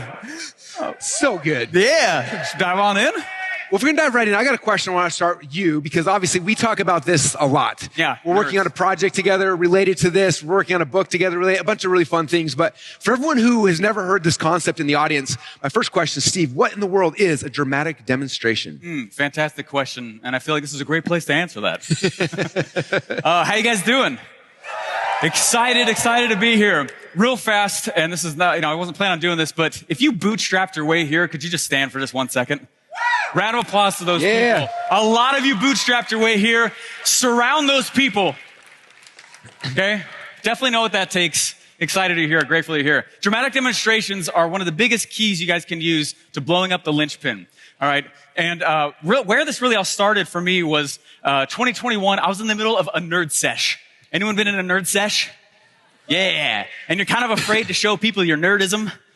Yeah. I remember I was dropping something off at your house, and I was like, nerd sesh. And you're like, ooh, that's cool, right? And we started diving on into this stuff. And that's the whiteboard, and I started going through and finding, I wonder if there's any patterns at all in P.T. Barnum's most famous marketing campaigns. Like step by step, if I was to compare every single story that P.T. Barnum, that I know of him, is there a pattern? And guess what? By the beard of Zeus, there was. Who wants to hear it? Let's go. All right, here we go. So, why P.T. Barnum first off? He, first off, is the second millionaire in America. He's the second 2 Comedy Club Award winner. I don't know if we should mention the first. He's a drug dealer. All right, but he's the second. Woo, number 2. All right, and the reason that we study him so much, though, is actually because he sold a museum. And how often do you go to museums? Exactly. And he was the second millionaire, right? So he knows some stuff. It's very, very awesome. And that's why we gave him an honorary 2 Comma Club award last year. And can I ask you, how much were tickets to that museum? What's that? It wasn't a high-ticket museum. How much were people paying for tickets to the museum? I think it was like 5 to 15 cents. Back when money was worth something. So $1 million is even a bigger deal back then. Yeah. All right. No, so a very strong pattern did emerge, and I want to recap it in one slide. All right. Now, as we do this, though, I want to show you again, just recap where a dramatic demonstration fits inside of your sales funnel. So you see on the right there, we have a sales funnel, hook, story, offer, right? Hook, story, offer, hook, story, offer. Dramatic demonstrations are everything pre-page 1. It's really what obviously you can still use a funnel to do that, but think of a dramatic demonstration as being before page 1. What are you doing out in the marketplace? Okay. Alrighty. And so here's the 5 steps. Now, I'm not going to go through any of the stories. Is it okay if I just give it to you straight? This is a quick recap so we can pick up where we left off last year. All right, so step number 1, you're going to get credibility for the offer. Right? Before you go out and do anything with it, get credibility for it. I'll give some examples of that in a bit. Number 2, you're going to inform mass media or some big distribution channel that, hey, I got something coming. It's kind of like when we watch Russell with a phone going, we got something coming up. He just did it at the beginning of this. We're working on a secret project, right? What did he just do? He did step number 2, right? He just did step number 2. Step number 3, all right? Step number 3, then what he does is he always involves other influencers. P.T. Barnum never launched anything without involving other influencers, ever. And notice, these are the order that he launched things in. He has not yet talked to his own list. This is a big mistake a lot of people make. I got a new idea. Email, email, email. Right? He waited. He built a story around it by doing steps 1 through 3. And then on step 4, he finally launched the hook, launched the idea to his own list. Make sense? He always built it up first and then said, hey, by the way, list I can reach. Look, credibility. Look, I've kind of mentioned it to mass media. Look, here's other influencers involved. Now you have something big to bring to your own list. Yeah? Yeah, that's some gold right there, son. Okay? All right. Then step number 5, he would launch his hook back to that mass media. He'd go back to step number 2 and say, hey, remember I told you I was going to do that thing? I did that thing. And then he would launch. Okay? Alrighty. Now, real quick, who did a dramatic demonstration last year, or in the last year since we taught this? Stand up real quick. Yeah, so many of you. Look at that. So many of you. I've heard so many stories of you guys doing these dramatic demonstrations. It's so fun. It's awesome. Very cool. Now, again, raise your hand if you were here last year and saw what we talked about. Keep your hand up. Keep your hand up. If your hand's not up, get with someone who was. Yeah, now there's a networking opportunity. Get those notes, okay? Yeah? Sweet cherry pie. All right, here we go. Now, the big point, though, is to remember that P.T. Barnum launched hooks. He never launched his offer. That was a huge pattern that I saw. We don't launch offers. We don't launch funnels. What we're launching is a hook. Can we dive into that? That's the theme of round 2 here, okay? But, such a weirdo, all right? It's like, anyone else funny in their own head? How's that going to prove past legal? Yeah, I was like, it's such a goofball, right? But, all right, besides attention, before we dive into that, what else does a dramatic demonstration give you? I want to recap real fast on what those things are. A dramatic demonstration actually builds a list. So if you don't have a list, it's not a reason for you to not launch. You get a list while launching. Ooh. Anyone have any gold? Could you let go of it? Drop some gold. Okay. That's good right there. Okay. A dramatic demonstration builds the list while you're in action. Now, of course, if you have a list, of course it's an asset, but don't think you need one in order to do a dramatic demonstration. For example, Kevin Hart spent 5 or 6 years doing stand-up comedy, and every night he would say, if you guys want more of my jokes, I love Kevin Hart. Any Kevin Hart fans? Oh, he's awesome, right? Okay. Now, he said, if you guys want more of my jokes, go to blah, blah, blah.com, and I'll give you more of put your email in, I'll give you more of my jokes. He did this for years before he was an actor. And then when he was an actor, he stood up and he said, Hollywood, I want you to pay me as an actor, but I want you to pay me again because I have a lot of reach and I'll promote it to my own list. And he was an affiliate. He's the first actor to ever get paid a second time. Cool, right? but he built the list while doing the dramatic demonstration. Yeah? Dramatic demonstrations also make sure that your offer is interesting before you even do anything with it. All right? For example, Tony Robbins, he did 240 podcast interviews before one of his books was even out. And a lot of us as marketers will think to ourselves, you know what, that feels a little bit backwards. You know, I'm going to go and finish the product and then talk about it. Flip that. Other way around. Build pressure prior to. Yeah? Okay, dramatic demonstrations also ensure that your offer has quality and interest before you deliver it. For example, Tesla sold the world on their incredibly dumb-looking Cybertruck before it was even started. Come on, Elon, I want to love you. That's a truck. Period. All right. Now, dramatic demonstrations also are the way that you can recoup the money that it might have taken you to even launch the project. Classic example, Hollywood. Hollywood comes out, right, and they make especially if it's a big movie, it's Avengers, they can make a lot more money, but they make the money back that the project cost for them to put it out.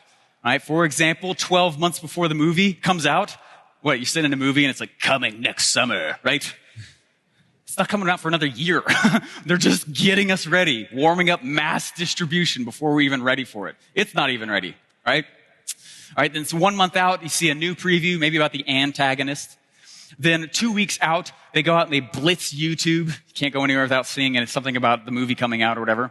And then a week before, they'll send all the actors out on tour. They have the formula down for launching, right? A product or a movie. Yeah?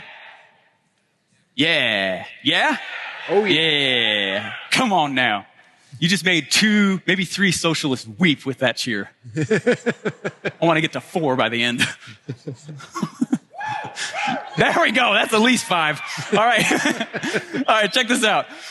Remember, the purpose of a dramatic demonstration is to spread your hook, not your offer. Okay?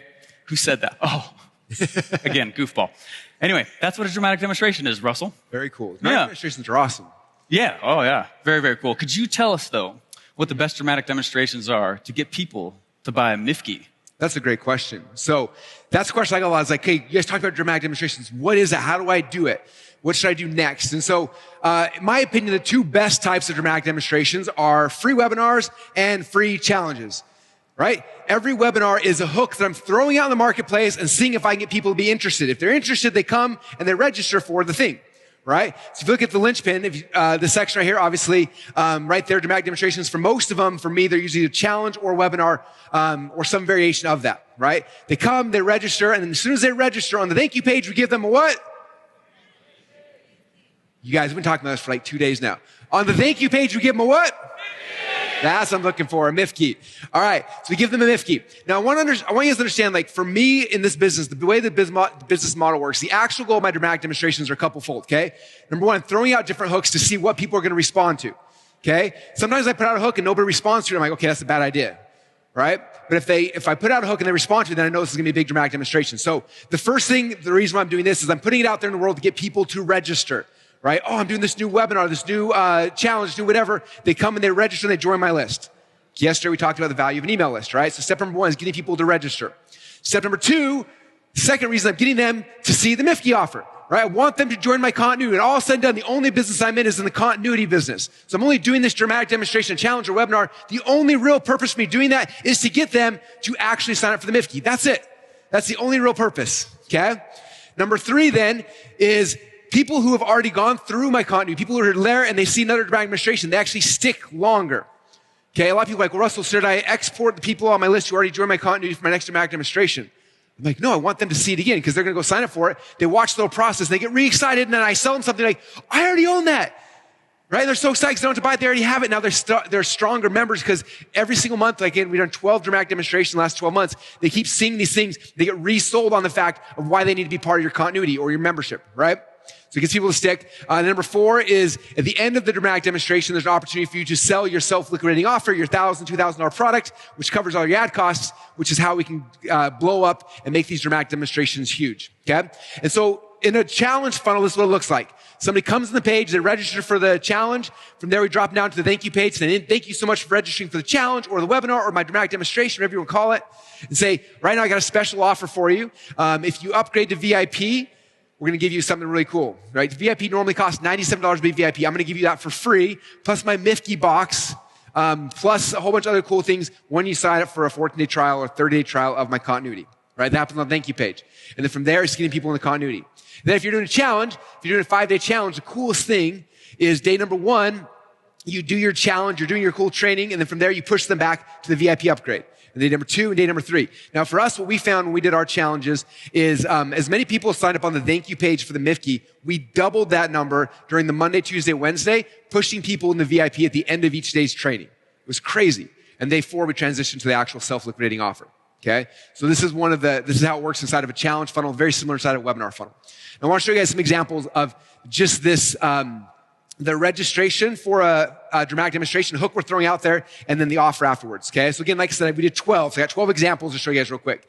So the first one here, this is the one we launched ClickFunnels 2.0 with, right? And notice, the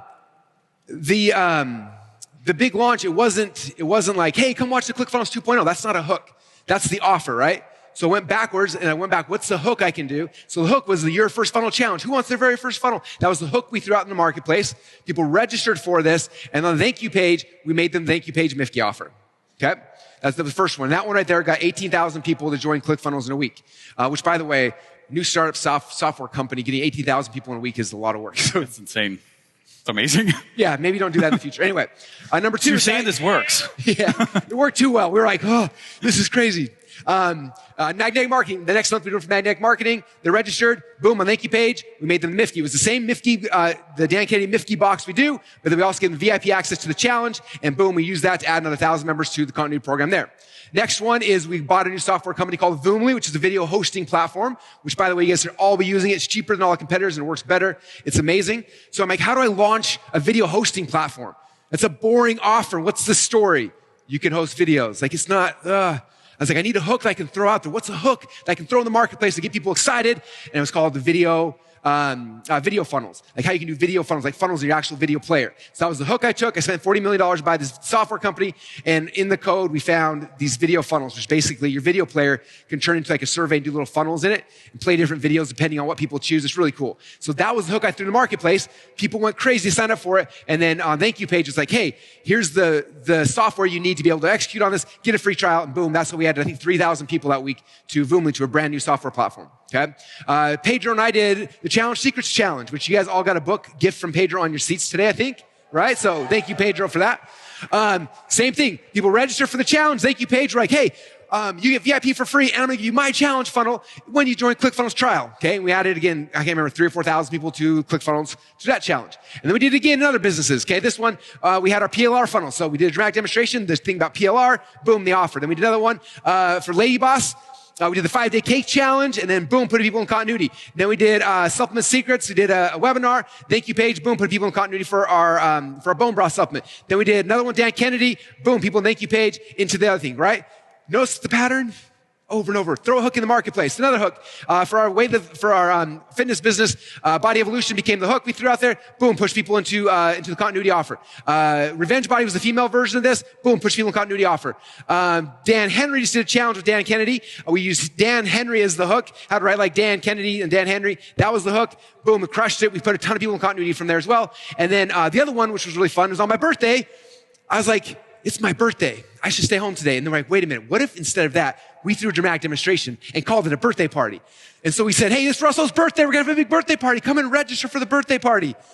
Okay. It wasn't a challenge or a webinar. It was just it was my birthday. And people registered. And on the thank you page, over 400 people joined ClickFunnels on my birthday. That's 400 people. Great present. And this is, yeah, happy birthday to me. And this is my warm list. People who have probably heard me talk about ClickFunnels every day for the last decade. And 417 or something people joined on my birthday. So dramatic demonstrations don't have to always be a challenge or a webinar. It could be your birthday. It could be Christmas. It could be New Year's. It could be the fact you woke up this morning and you found your capitalist picture. And we want to celebrate by getting people, right? The number one key you have to understand is the goal is I want to create some kind of dramatic demonstration someone's got to register for. So on the thank you page, I can show them the Mifke offer and I get them into continuity. Does that make sense? That's what these hooks are. You can throw them out very, very quickly, very rapidly. They don't always have to be these huge things. They can be as simple as your birthday. Okay? So Steve, my next question is like, now that we know that this is how we use dramatic demonstrations, how do we figure out what's the right hook that's gonna get people to freak out and come and register and sign up? That's a fantastic question. I wish I was prepared. I am. All right, but I have to say though, can I just pretend it's the 90s for a second and I can say what I mean?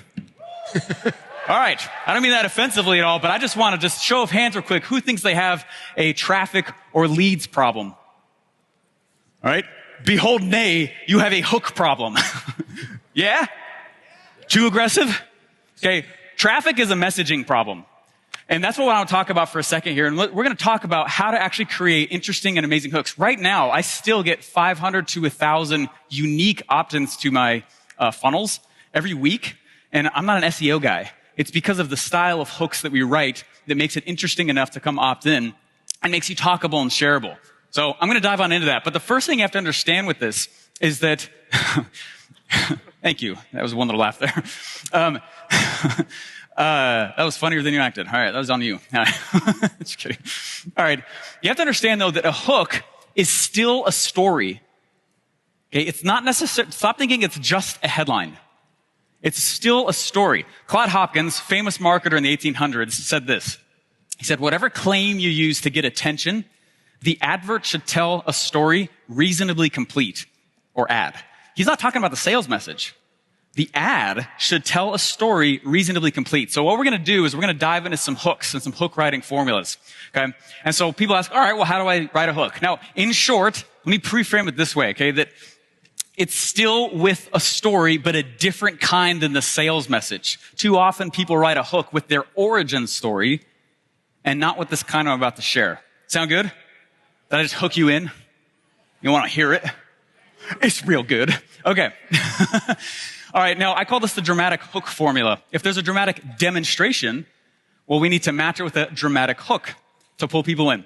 Now, what I'm going to do is I'm going to read to you guys a bunch of hooks that I've written for clients over the last 4 years.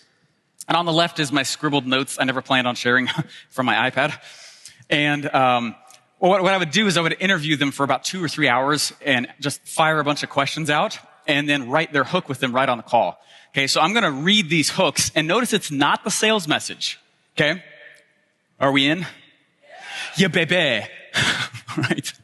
So this is a couple who, they sold a genealogy product to seniors who just went through a life crisis and realized that their time is getting a little limited, right? Unique product, right? Unique customer. So I asked them a bunch of questions and then this is what I wrote. You've just been through a life crisis with only one thing on your mind, that you haven't told half or more of your stories. Okay.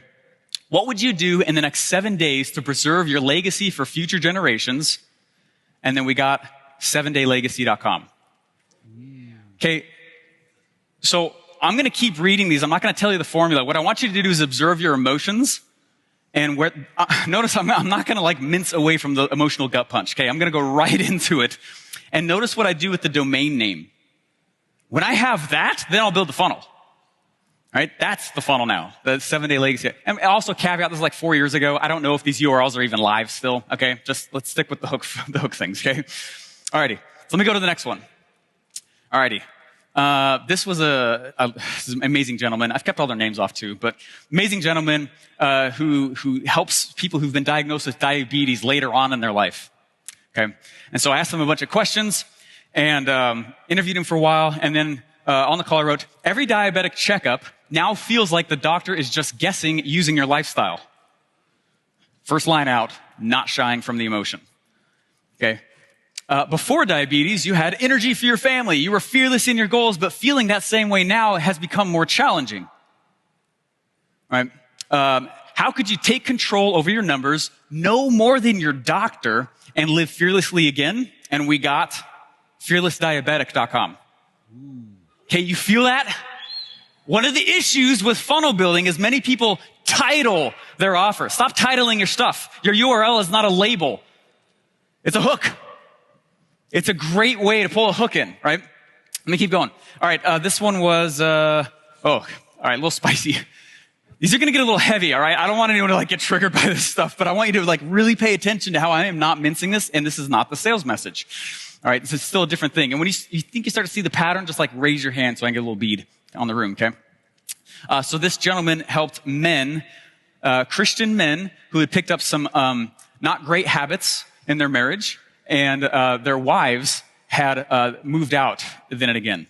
Hardcore topic, right? Real product, right? Amazing thing they did. So this is what I wrote.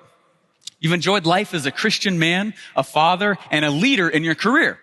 Yet the marriage has felt off now for years. To cope with the discomfort, you've taken on a few bad and secret habits you're not proud of. She's noticed and removed herself from you, this time physically moving out. And you don't know when or if she's coming back. What steps could you take to feel like a man you could be proud of and win her back? And we got winbackyourwife.com. Okay? If your offer is good, do not be afraid of shaking the tree. Poke the bear. You find that pre-existing emotional charge and you kind of tap dance on it. It's not a bad thing if you can do what you say you can do. Russell called this the moral obligation to sell in Expert Secrets. You remember that chapter? If your stuff's good, don't apologize for it.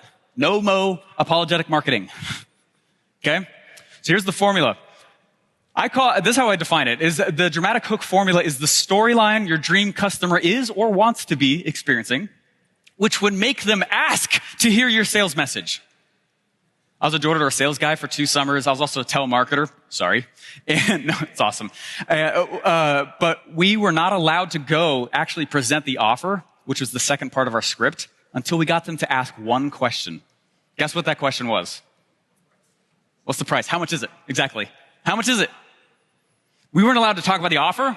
We weren't allowed to share with them anything until we got them to say, tell me more, or something like that.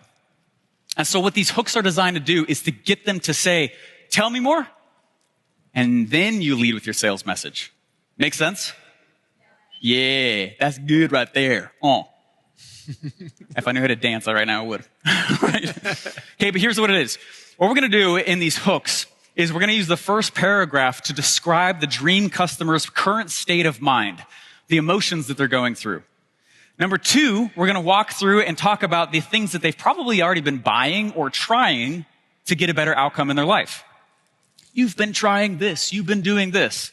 Right? You've been seeing me say that. I'm going to read a bunch more in a second. I just want you to see the formula. Number 3, then, what we do is we tell it all in a story that has a change-based question at the end. What would you do in the next blank amount of time to get outcome? And this could be towards pleasure. It could be away from pain. I use it in both scenarios. You guys feeling like getting this a little bit? All right, this is good stuff. So I'm using those step 1 and 2 to fuel a change-based story and end it all in this little 3-paragraph story. All right, to show it in, I haven't told you any rich dead guy stories. I'm sorry. Here's the first one. Can I tell you a rich dead guy story? Yeah. All right. Claude Hopkins, rich dead guy. All right. If you didn't know this, brushing teeth in the early 1900s was not a thing. No one brushed their teeth. He actually kind of invented it. In 1910s, Pepsodent was the first tooth powder. And think about how blue of an ocean that is. Or yellow. Ugh. All right. Sorry. Too soon there, definitely. And so Pepsodent comes to him and says, hey, we're a brand new thing. We got to figure out how to get people to change their habits to start brushing their teeth. Brand new thing, right? And so here's the ads he used to do that. So he followed the steps. Step number 1, what we do is we're stating the emotions the dream customer is having in their mind. What is the dream customer having in their mind, right? Buying is emotional. That's not to say you can't use stats and numbers, totally, but don't skip the emotion. Number 2, he called out the frustrations that the dream customer has with their current options. Oh man, you've been experiencing this. Frustrating. Here's what I'm getting blocked at, right? And so here's a lot of the ads. And you can see who he's targeting. He's targeting men, women, children. He actually is targeting also soldiers up in the top right there. It's really interesting. And then step number 3, he told a change-based story. Sometimes they call it the dream scenario. And he created his hook was called the film. Gross. Yeah, everyone. Ugh. Ugh. But that's what he did. Everyone's like, ugh, that's something I can relate to. Yucky. The film. He's like, yeah, that film, you shouldn't have it on your teeth. And he created this thing called the film. And these are all the ads from the early 1900s targeting men, women, and these different people. That film shouldn't be there. Decay begins beneath this film on teeth. The film that discolors the whiteness in teeth. You actually can see some of the old ads on YouTube still about Pepsodent. I'm going to sing. I can't believe I'm going to do this. This is totally ad-lib. You'll wonder where the yellow went when you brush your teeth with Pepsodent. Yeah, let's go. Okay. You guys seeing this, though?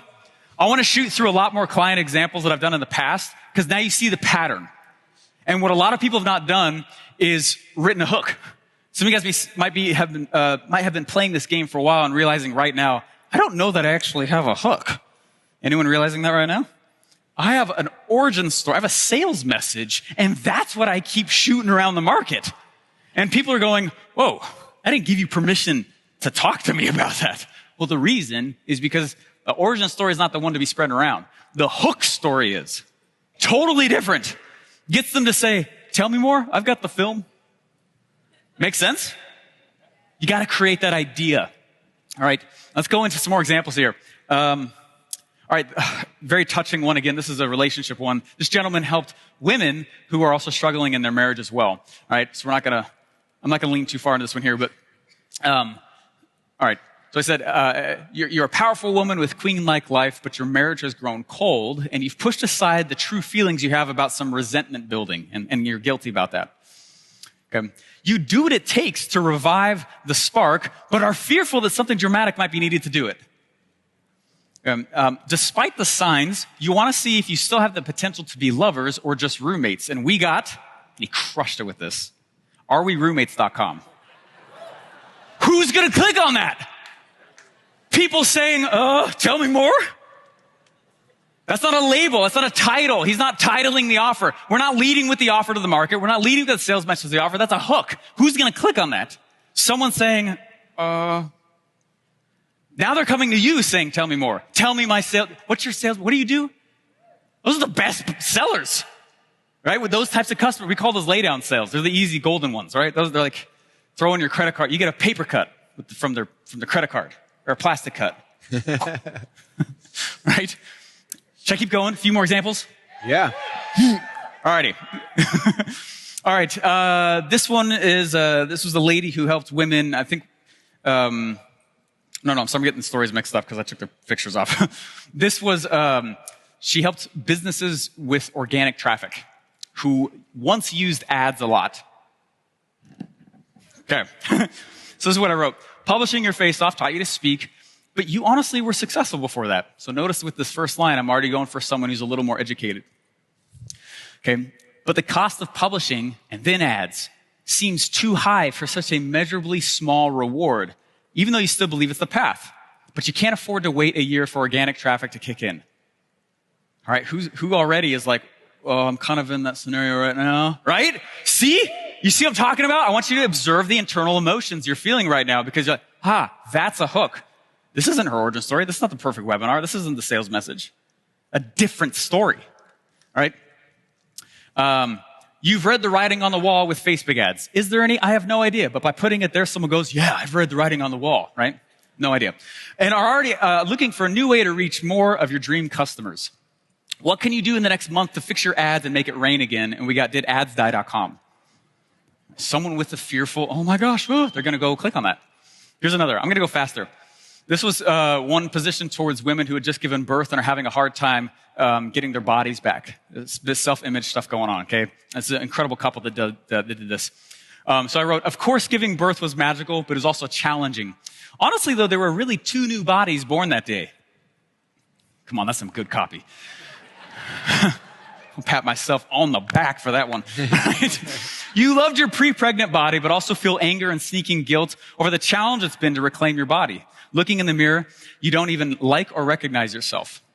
She's fueling these lines, by the way. I'm just assembling them. Okay. Silently, the greatest fear you have is losing your willpower to continue, and you end up giving in and inheriting your mom's post-birth body, genes, and genes. Oh, some spice on that one. All right. What would you do? This is part 3, right? change-based story right here. What would you do over the next 6 months to look, feeling better than you ever did before giving birth? And this is actually her idea, notyourmamasbody.com. They slayed, okay? This is, you see, are you guys getting it? Anyone seeing why they have a traffic problem? There's tons of traffic. That's not the issue. You have a messaging issue. All right? All right, let me shoot this next piece here. I'm going to go quicker as well. Oh, okay, yeah. This was a gentleman who helped people who have had a lot of health issues, but no doctor can seem to figure out what's going on. All right? Notice it's current. Notice we're not shying away from it. We're leaning right on. You've been experiencing unexplained health issues for quite some time now. Doctor after doctor can't quite figure out what's actually wrong with you. You've had a great career. He wanted to target people who have a business. And so we needed to put some qualifiers in to make sure the right person is clicking. You've had a great career, meaning if you didn't, you wouldn't click, and have done an okay job at not neglecting your self-care despite how busy you've been. But doctors almost seem to be throwing darts at a board named Western Medicine, guessing with your health. Right? What steps would you take to get your health back on track, feel better than you have your entire life? And he got, ismydoctorguessing.com. Oh my gosh. I was a little nervous on that one. I was like, can we even say this? I was like, okay. Lean in, baby. All righty. All right, a few more here. All right, and this is the one Russell was just talking about as well. This is Get Your Revenge Body. Anyone go to that one? GetYourRevengeBody.com? Yeah? Oh, okay. This is going to be a new audience. Might be some opt-ins here for you. There we go. All righty. This was targeted towards women who, in their late teens and 20s, felt the life of the party but have lost it. Emotional? Yeah. Tap dancing on it. Watch this. You've been called the life of the party, and it's a title full of memories for you. You know what it's like to catch a man's sneaking glance. Ooh. Yet while life is great, other things have understandably taken priority in your life. Right? Like a career, relationships, and maybe even a diagnosis. She told me one of the things is that her dream customer is someone who's had like a diagnosis, and they're almost kind of like scared of that, ashamed of it, right? Like throw it under the rug. Something's wrong with me. And so we put it in the hook. Even seeing pictures of yourself at a party now just leaves you secretly asking, is that what I look like? Great line she told us, and we're just assembling, right, in the formula. But though you've tried everything, sometimes it feels like your body's not working against you, and you're expected to accept the answer that it's just hormones, and it's the way it is, nothing you can do. What could you do in the next 90 days to get revenge on the career you wish you had? The doctor's diagnosis, a relationship that went bad, or simply lost time by only using your body. And we got GetYourRevengeBody.com. Yeah, yeah, yeah. All right. This is one that I did. Life beyond your first funnels turned out a bit different than you thought. For some reason, your business feels stuck at the current size, while others with less impressive offers seem to be selling more than you. Boom, right between the eyes. Oh, yeah. And I want you to notice that what I'm writing here, notice how it's fueling the hook. It fuels the story in the ads. It's creating a theme throughout the funnel. I now go create organic content with that very same thing. I'm going, and anytime I get interviewed, I'm steering it back to, guess what stories I'm starting to spread? It's hook stories. It doesn't matter. It helps you become more protected from all the platforms and the changes going on out there. This is still the same theme that I'll drop in Facebook, Instagram, organic, paid, right? You guys seeing that? Now, while there might be differences, obviously there are between each platform, this is where I'm getting the theme for the things that will then throw them into the funnel. Nicely. Alrighty. Let me keep going on this one. Why? You're not new anymore. You've had success before, but seem to work harder for less money. You've certainly noticed the major transition online too. Is there? I don't know. But the person thinking that's going to click on it. People buy differently now, demanding automation, customization, and speed at the exact same time. What could you do in the next 3 months to reclaim your seat at the market throne table? Yeah. Get more attention than your business could handle and make your launches great again. And I got makelaunchesgreatagain.com. And I dropped that out at a very spicy time in our history. I lost a few followers that day, but it worked. Okay. Last one I'll share with you guys, last piece here, is I want you to also know that this hook story that you're creating, it's about them, not you. Right? You're telling a story of what they're probably going through that makes them go, tell me more. And it can be a fictional scenario. I don't even think this is live anymore. I had 16,000 unique opt-ins to this, which is fascinating because I only launched it one time. When you have a really strong hook, it's much more shareable because people don't feel like they're spreading your offer for you. They don't want to do that. They're spreading my hook. So this is the hook of a fictional scenario. Last example here. This is a good one. This is one of the originals I wrote when I started figuring this out. This was back in 2020. I wrote, doctor walks in to deliver tough news and says that unless you stop working in 90 days from today, you will die.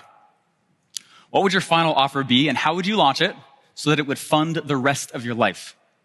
It was a tough hook, right? But yourfinaloffer.com is what I got. And this also became the questions that I asked all the people on the summit. Hey, could you answer the hook for us also? It's awesome. You guys seeing this? Picking up what I'm putting down? Sweet. All right, so to recap again, we're telling the story of the dream customer's mind, like their state right now, the emotions. What's going on for them? Don't lean away from that emotion. They want help. The right person is asking and looking. All right, then we're telling more of the scenario going on for the options that they have available to them now. You've been trying this. You're doing these things. This stuff is happening for you, and it's still not quite working out. Notice what's cool about this too is they could be buying from your competitor and still click on your thing because they're frustrated with some aspect of it. It's awesome. Best people come from my competition. It's amazing. Then we're wrapping it up in a change-based story with a question at the end. Okay. Now, on your chairs, do you guys have this handout? It's on your chairs. I know I'm going fast through this, but this little handout that's on your chairs will walk you through it a little bit more, and it'll walk you through in a little more detail with some prompts on like, oh, I first needed what dramatic demonstration that Russell shared should I even be doing? Number 2, right? What's the first paragraph? So anyway, front and back on there. And yeah, that's a little gift there. So hopefully it helps there. You guys ready for the big point? Let's make it weird. I want you to remember this. Point with me. Ready for the big point? Come on, only 2 socialists weeped. Let's get to 3. Ready for the big point?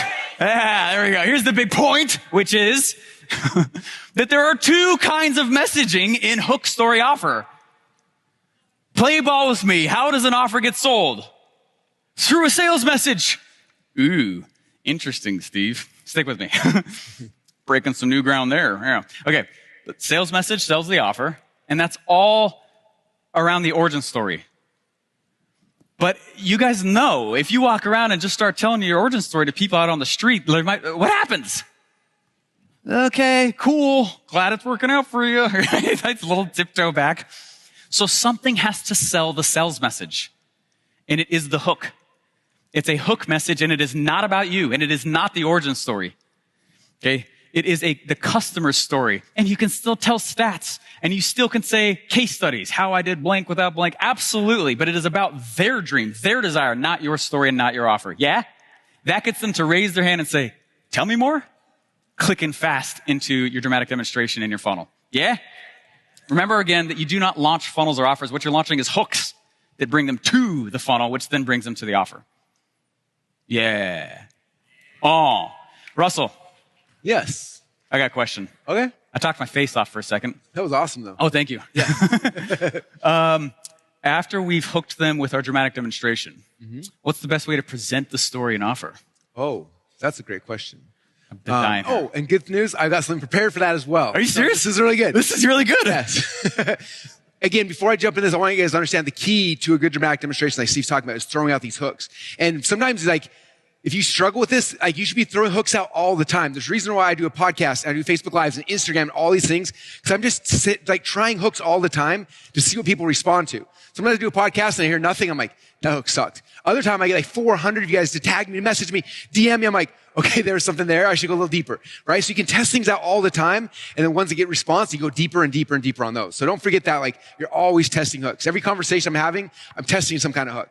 Just to see the response. And I'm like, okay, there's something there. Let's go deeper. Let's figure out what those things might be. Yeah, so. People are like, how do you get like great hooks out? And they don't realize that, well, I just tested like 15 of them on my podcast on this. You know what I mean? It's not like, oh, genius. No, we just found what sucked and stuck with the one that worked. Yeah, exactly. Okay, so next question is, you've hooked them. They came in your dramatic demonstration. They're registered. They signed up for your MIFKI. They're on your continuity. And now you have this opportunity to share with them, right? You have a webinar, a challenge, something you're going to do. And so the question is like, what's the best framework to use? Like, what do you actually tell people after they've come into your world? And so the framework is called the perfect webinar. You guys ever heard of it before? Okay, so I'm gonna draw something over here actually, because in the past, some people get confused by the perfect webinar. I want to simplify it so simple that any of you guys can use it because it's like literally the simplest thing in the world. So you guys cool if I simplify it for you for a minute? Okay, so this is what we understand. Right now, this is you, okay? And somewhere in your life, you went on a journey because you wanted something over here. You wanted to get this result, right? On top of the mountain, you had a goal. And so you went on this journey to go figure it out. And on this journey, my guess is you went on this path and you're like, okay, I'm going to go. And you tried this way and then you got lost. And you're like, crap. So you went on back here, you tried again, you got lost this way. And then you got lost here, and then you got lost here, and then you got lost and you were wandering forever. And then you come back and then you tried again. But eventually, over trial and error, you got to the spot where it's like, holy cow, I figured out, I got the result. Okay? How many of you guys have experienced that in your business? Like you finally figured out the result. And you're freaking out because you're like, I know how to help people with the thing that I was struggling with because I went on this path and I have a very clear-cut path. And the thing that you have that's the most of value to you in the world is by going through this path, you've got a map. That's the key. The key to you selling anything after they come through the hook and they join you into your dramatic demonstration is understanding you have a map, and this map is giving them a very straight line all the way up to the result that they dream about. Okay? Now, most of your customers and clients who are coming to you, the very first time they come to you, it's not the first time they've tried to get this result. They've tried this and this. They've done the same thing you did. They've tried thing after thing after thing, and it has not worked for them yet. Okay, when we bought Lady Boss from Kaylin, I remember one thing she told me. She says, the average female in America goes on 8 diets a year. Okay, it wasn't like Lady Boss came out and like, oh my gosh, I never thought of losing weight. No, they've been trying all these things and they've been lost. They went through this. Kaylin got top. She has a map. She's like, I have a treasure map. I know how to get you the result. If you follow me, I will give you the treasure map and I'll get you to the result. You can ignore everything else and just focus on this map. Okay? So the map is the key. It's the key. It's the biggest secret to the perfect webinar that people miss is that you have a map. Okay? And so if you look at like the stories I tell when somebody comes and they register, now I have a chance to present to them either through a webinar or a challenge or a live or whatever your thing is. The biggest thing you're doing is you're showing them this map that you figured out. Okay? And the map is the thing that you're selling at the end, right? And so the perfect webinar is just basically taking that map and it's positioning it in a way that's most likely to get people to buy. Okay? So this is what the perfect webinar looks like right here. And you'll notice a couple sections. Number 1 at the top says, the map, origin story, and the new opportunity. And there's 3 secrets, secret 1, secret 2, secret 3, and then at the bottom there's a stack and the close. Okay, now we're not going to spend, I can spend 12 days teaching the perfect webinar. We've done events for multi-day events, teach this. I'm not going to go that deep. I just want to simplify this because I want to show you guys that the perfect webinar is the key to running a successful dramatic demonstration to get somebody to buy at the end. Okay, so for example, let's say I'm doing an actual webinar. The perfect webinar fits really well in the webinar framework, right? The first 30 minutes of the webinar, I'm going to talk about the map. I'm going to tell them the origin story of the map. It's not your origin story. This is where so many people make a mistake. They start their presentation like, back in 1919, I was born, and they start telling their origin story. Too far. That's not the origin story, yeah. It's the origin story about how you discovered the map. Hey, I was just like you, and I tried this path and this path and this path, and then I figured it out, and I got the map, and it is amazing. So I tell them about the map. I say, look, this map is the new opportunity. If you're like me, and you've tried, you got lost on 20 different paths, this is going to be the new opportunity to actually get you the result you're looking to. It will finally get you to the finish line. So the first 30 minutes of any of my presentations is that, okay? The next 15 minutes, I switch to the internal false belief, right? Next 15 minutes is the external false belief. I'll talk about what these are. Next 15 minutes is the stack and the close. And last 30 minutes is logical repitch. So the perfect webinar fits into a 90-minute, 2-hour webinar just like that, right? Now, when you go and do a dramatic demonstration that's like a 5-day challenge, everyone's like, what do I talk about on the challenge? We talk about the challenge is the exact same thing. All we do is instead of spending 30 minutes on map and origin story and 15 minutes each thing, it breaks down day 1 through 5, right? So day number 1, I tell them the origin story about how I figured out the map, and I show them the new opportunity of what this map actually is. Day number 2, I talk about the internal false beliefs. Day number 3, the external beliefs. Day number 4 is the stack and the close, and day number 5 is the logical repitch, okay? If you notice, whenever I sell anything, this is the only formula I use. Me too. Okay? All the time. All the time. I use it webinars, live events, like everywhere I go, this is what works. It works so good. So I encourage you guys, if you haven't read the Expert Secrets book, it's the thing that goes deep into this principle, but understand that's all it is. So I'm going to walk you guys through really quick, just kind of the pieces, how they fit together, right? So again, the perfect webinar, either the first 30 minutes of my webinar or day number 1 of my live event, I'm going through the origin story of the map and the new opportunity. Okay? So I'm telling the backstory. Here's how I discovered this thing. Here's the path I went through. Here's everything I do to learn it and earn it and bring this thing back down the mountain to give it to you. Right? And then you introduce like why this is a new opportunity.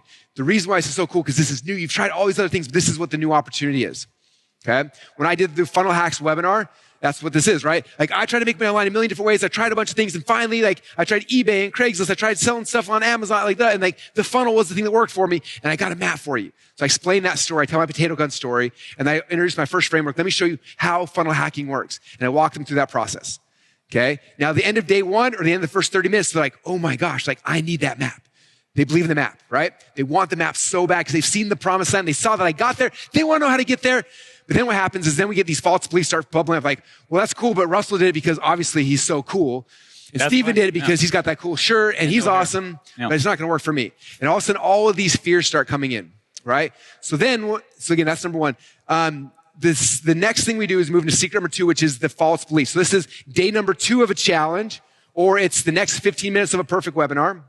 Okay, and I'm going to address the internal beliefs of like, that's awesome, but I don't think I could actually do that. Not good enough. Right?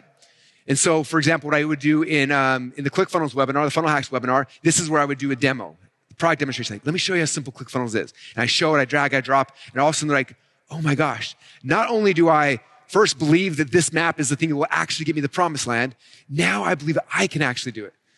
Okay, so day number 2 of the challenge, if you decompress any of the challenges I've ever done, you'll notice day number 2 is all about the fact that like, you could do this. Let me show you how it works. And it works the same if I'm selling software as if I'm doing supplements. Doing supplements, I'm showing you guys, here's the plan. Here's how supplements are going to work. You can take this every single day. It's going to work. And blah, blah, blah. Here's the food plan you work. And also like, oh, I could do that. That's awesome.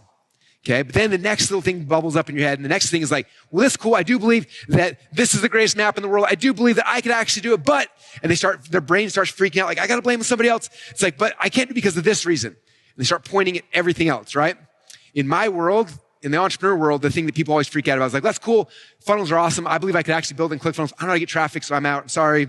I wish I could, but I can't. Usually the traffic one. Right? Yep. So day number 3 of any of my challenges or the last 15 minutes in a webinar for me is always that, talking about traffic. Okay. In the Lady Boss webinar, what happens on this section right here is everyone's like, okay, I believe I can lose the weight with the Lady Boss process. I believe I can actually do it, but my spouse, they buy cookies and my kids like to eat junk food, so it's probably not going to work because of them. They blame it on something else, so they're out. Right? So I got to show them how to make this a family plan that everybody can do, that everybody can enjoy, and can be a lot of fun. Right? And so that's the process. The perfect webinar is exactly what we use. Like we do all this stuff to get people on dramatic demonstration, and then we go through, and it's the same process every single time. Show them the map that you figured out, tell them the origin story about how you discovered that map, and then teach them that framework. Number 2, then help them break the internal false beliefs about how they can't do it. Number 3, help them break the external false beliefs about why they think that someone else is going to hold them back from success. And then you transition over to your offer, which is the first time you go and you ask somebody for money, right? And if they buy at the end of this, that's the self-liquidating offer. Whatever you make at this, again, if you remember the linchpin formula, this is not the money you keep. In the past, this was everybody's business. You'd sell at the end of your webinar, sell at the end of your challenge, and that was the money you thought was yours, okay? Whatever we sell at the end of this, that's Mark Zuckerberg's money. Or Larry and Sergey, or I guess Elon now if you're buying Twitter ads. I don't even know. Fix your truck. That's all their money, right? You fix the truck with the money I'm sending you. Because you're going to take that money and I dump it back into ads. So the way that we do our dramatic demonstrations, you guys are fully aware. So we did 12 this year. And it was amazing, right? The best thing about it is we do this live dramatic demonstration. We spend all the time and the energy. We do it live. We go through the process. We do the 5 days or do the live webinar, whatever we do. And when it's done, everything's finished, we look at the campaign and say, man, from this campaign, we got 5,000 people to register. From that, 500 people joined our continuity program, which is great. And we sold 30 grand on the webinar. And then we say, wait, that 30 grand is not our money. So we take the funnel, we evergreen it. So we rebuild it, we evergreen it. We take that 30 grand that we made for Zuckerberg, we give it back to him, and he sends more people into the dramatic demonstration. And guess what? It fuels the funnel. At the end of it, boom, Zuckerberg gets some more money. I grab it, I put it back in, and I keep doing this process over and over and over again. And when I'm doing that, all the money, all the people are falling into continuity, and I start getting compounding continuity. It starts growing and starts growing and starts growing. Those 12 dramatic demonstrations were awesome, but the fact that all 12 of those are actively running as evergreen funnels, driving people into my continuity programs every single day of the week, whether I'm awake, asleep, or whatever, is the best part about the dramatic demonstrations after they're done. It's amazing. So, amazing. That's pretty awesome. Yeah, some good stuff right there. Hashtag good crap. You know? It's awesome. Okay, so I got a question for all you guys. How many of you guys are pretty excited about this concept of dramatic demonstrations? Like, holy crap, this could actually be the thing. Okay, should we make them commit to something? I think you guys need to commit to something. What should we make them commit to? It should be something big. Something, yeah, this is going to be huge for your life, if that's okay. You guys okay if we push it a little bit? Okay, how many of you guys will commit that sometime in the next 30 days, you will do your first dramatic demonstration. No matter how uncomfortable or how unprepared or how unready or how crappy your hook is, who's willing to try it at least once the next 30 days? Just raise your hands and stand up if you're willing to try it. Stand up if you try it. Let's see it. Let's see it. Let's see it. We need some social proof. We need some guilting your friends into it. I promise you guys, if you start doing this, you'll get more attention on your offers, more people in your continuity. And like I said, even if you already have people in your continuity program, if they come and they re-register and go through your next dramatic demonstration, they get resold, re-excited, re-bought into the thing that you are creating, and they're more likely to stick. It'll change your business radically forever. And honestly, it's a whole bunch of fun. It's honestly very fun, and you don't need to be P.T. Barnum. He was the first guy to bring an elephant to America, and sometimes we're like, I got to bring something equal to an elephant, right, to pull off a dramatic demonstration. But it's any of those little tossing out the hooks and just going for it. You did monthly, right? You can do these quick and use that cash to go back and fuel the continuity and the Miffy and the linchpin. Yeah. Now, I'm not going to ruin our next speaker, but the next speakers are going to show you guys some really fun, exciting ways you can do it that aren't necessarily huge dramatic demonstrations, but can fuel all your business as well. So with that said, thank you guys so much. I had a lot of fun today. Did you have fun? It was awesome. All right. We'll see you guys again soon. What's up? Welcome back. How was that? How was the dramatic demonstration part 2? Some of my favorite So ones. good. I wonder what their favorite one or two. Should we have them vote? Yeah. What was your favorite? Okay, in the comments, was number 1 the best, number 2 the best. If you can't decide, say 3. If like all 3 were the best. All 3. So 1, 2, or 3, the options down below. They were both amazing. I'm gonna vote 1 though, because I had so much fun on stage that time. Love it. It was amazing. But Yeah. they're all good. So 1, 2, or 3, let us know. Yeah.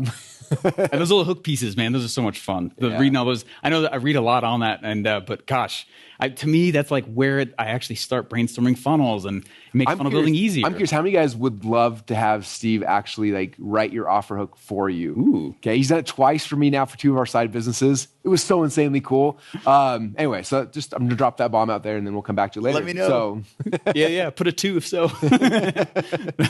No. We want to invite you guys though too. We're doing a workshop. The next step that we're doing is writing the book, and so as part of that, we want to help everyone install this into their business even deeper and get the help that they need to actually go to build a dramatic demonstration. Yeah, build the offer hook up. We want to build some really amazing case studies for the book to show people how it works. Obviously, we've got tons of old dead guys testimony or success stories. We got tons of our own, and we got tons of clients as well. But we want to work with a group of people to like really help you implement, execute, so we can get some really good just results for the book as well. Yeah. I've told this story a little while ago, but like for me, the very first time I wrote a book, the .com Secrets book, I wrote the book, I hated it, I deleted it all. I did a 3-day live event, taught everything to this amazing group of people, and then from there I rewrote the book and it came out .com Secrets, right? Amazing. Yeah. Expert Secrets, the same thing. Like I wrote the whole book, I hated it, I deleted it all, and then I did a 3-day event, taught it all to a amazing group of people, and that group of people, like, it's insane because you think that room was like, Brandon, Caleb, Pohl, like all of the best webinar people in the world were in the room, and they went through Expert Secrets live with me, and then I went and blew it up, and then I wrote the book, and it was awesome. The Traffic Secrets, I was smart at that time.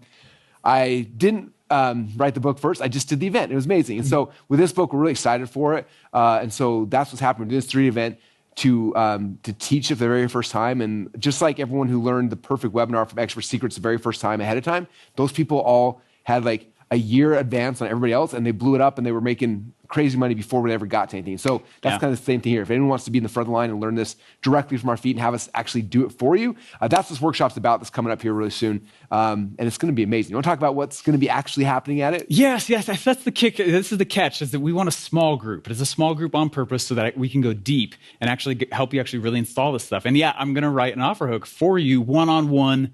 It takes me a couple hours. We'll do it one-on-one, record the whole thing. And so you have this really key piece of copy for your business now. What's crazy, like you could pay Steve $25,000. That's what it would cost for him to do just that piece. And you get that part for free because you're going to be in the room where it happens. I'm so excited. It's going to be awesome. Yeah, so we have the 3-day workshop itself, which just Russell and I, we're not bringing other people in. It's a small group. 53 people is actually what we're looking for. Mm-hmm. And we're just going to, for 3 days, teach this process, but it's workshop style, which means we're definitely going to teach you a whole bunch, but then there'll be a time to stop and pause, and we'll watch you as you implement and walk around the room and figure out where if you're getting stuck at all, right? Which I'm so psyched about that. Then afterwards, I'll reach back out and we'll start writing your offer hook together. As part of it, remember when we used to do like the old funnel hackathon events? Yeah, that was so fun. Yeah, it was the last time we did 3-day workshops. It was the last time I've done a workshop in a small group setting, so it's been a long time. It's been 4 or 5 years for me. Man, a long time. Yeah. So for me though, I noticed it was like the thing that got the most success the fastest for a lot of people. especially though when we have them do a whole bunch of work ahead of time. So as part of this, then I'm also going to go and spot check your linchpin plan. So if you're like not feeling confident on it, or you want to get another set of eyes, on it, like that's going to be part of the prep work to coming to the workshop.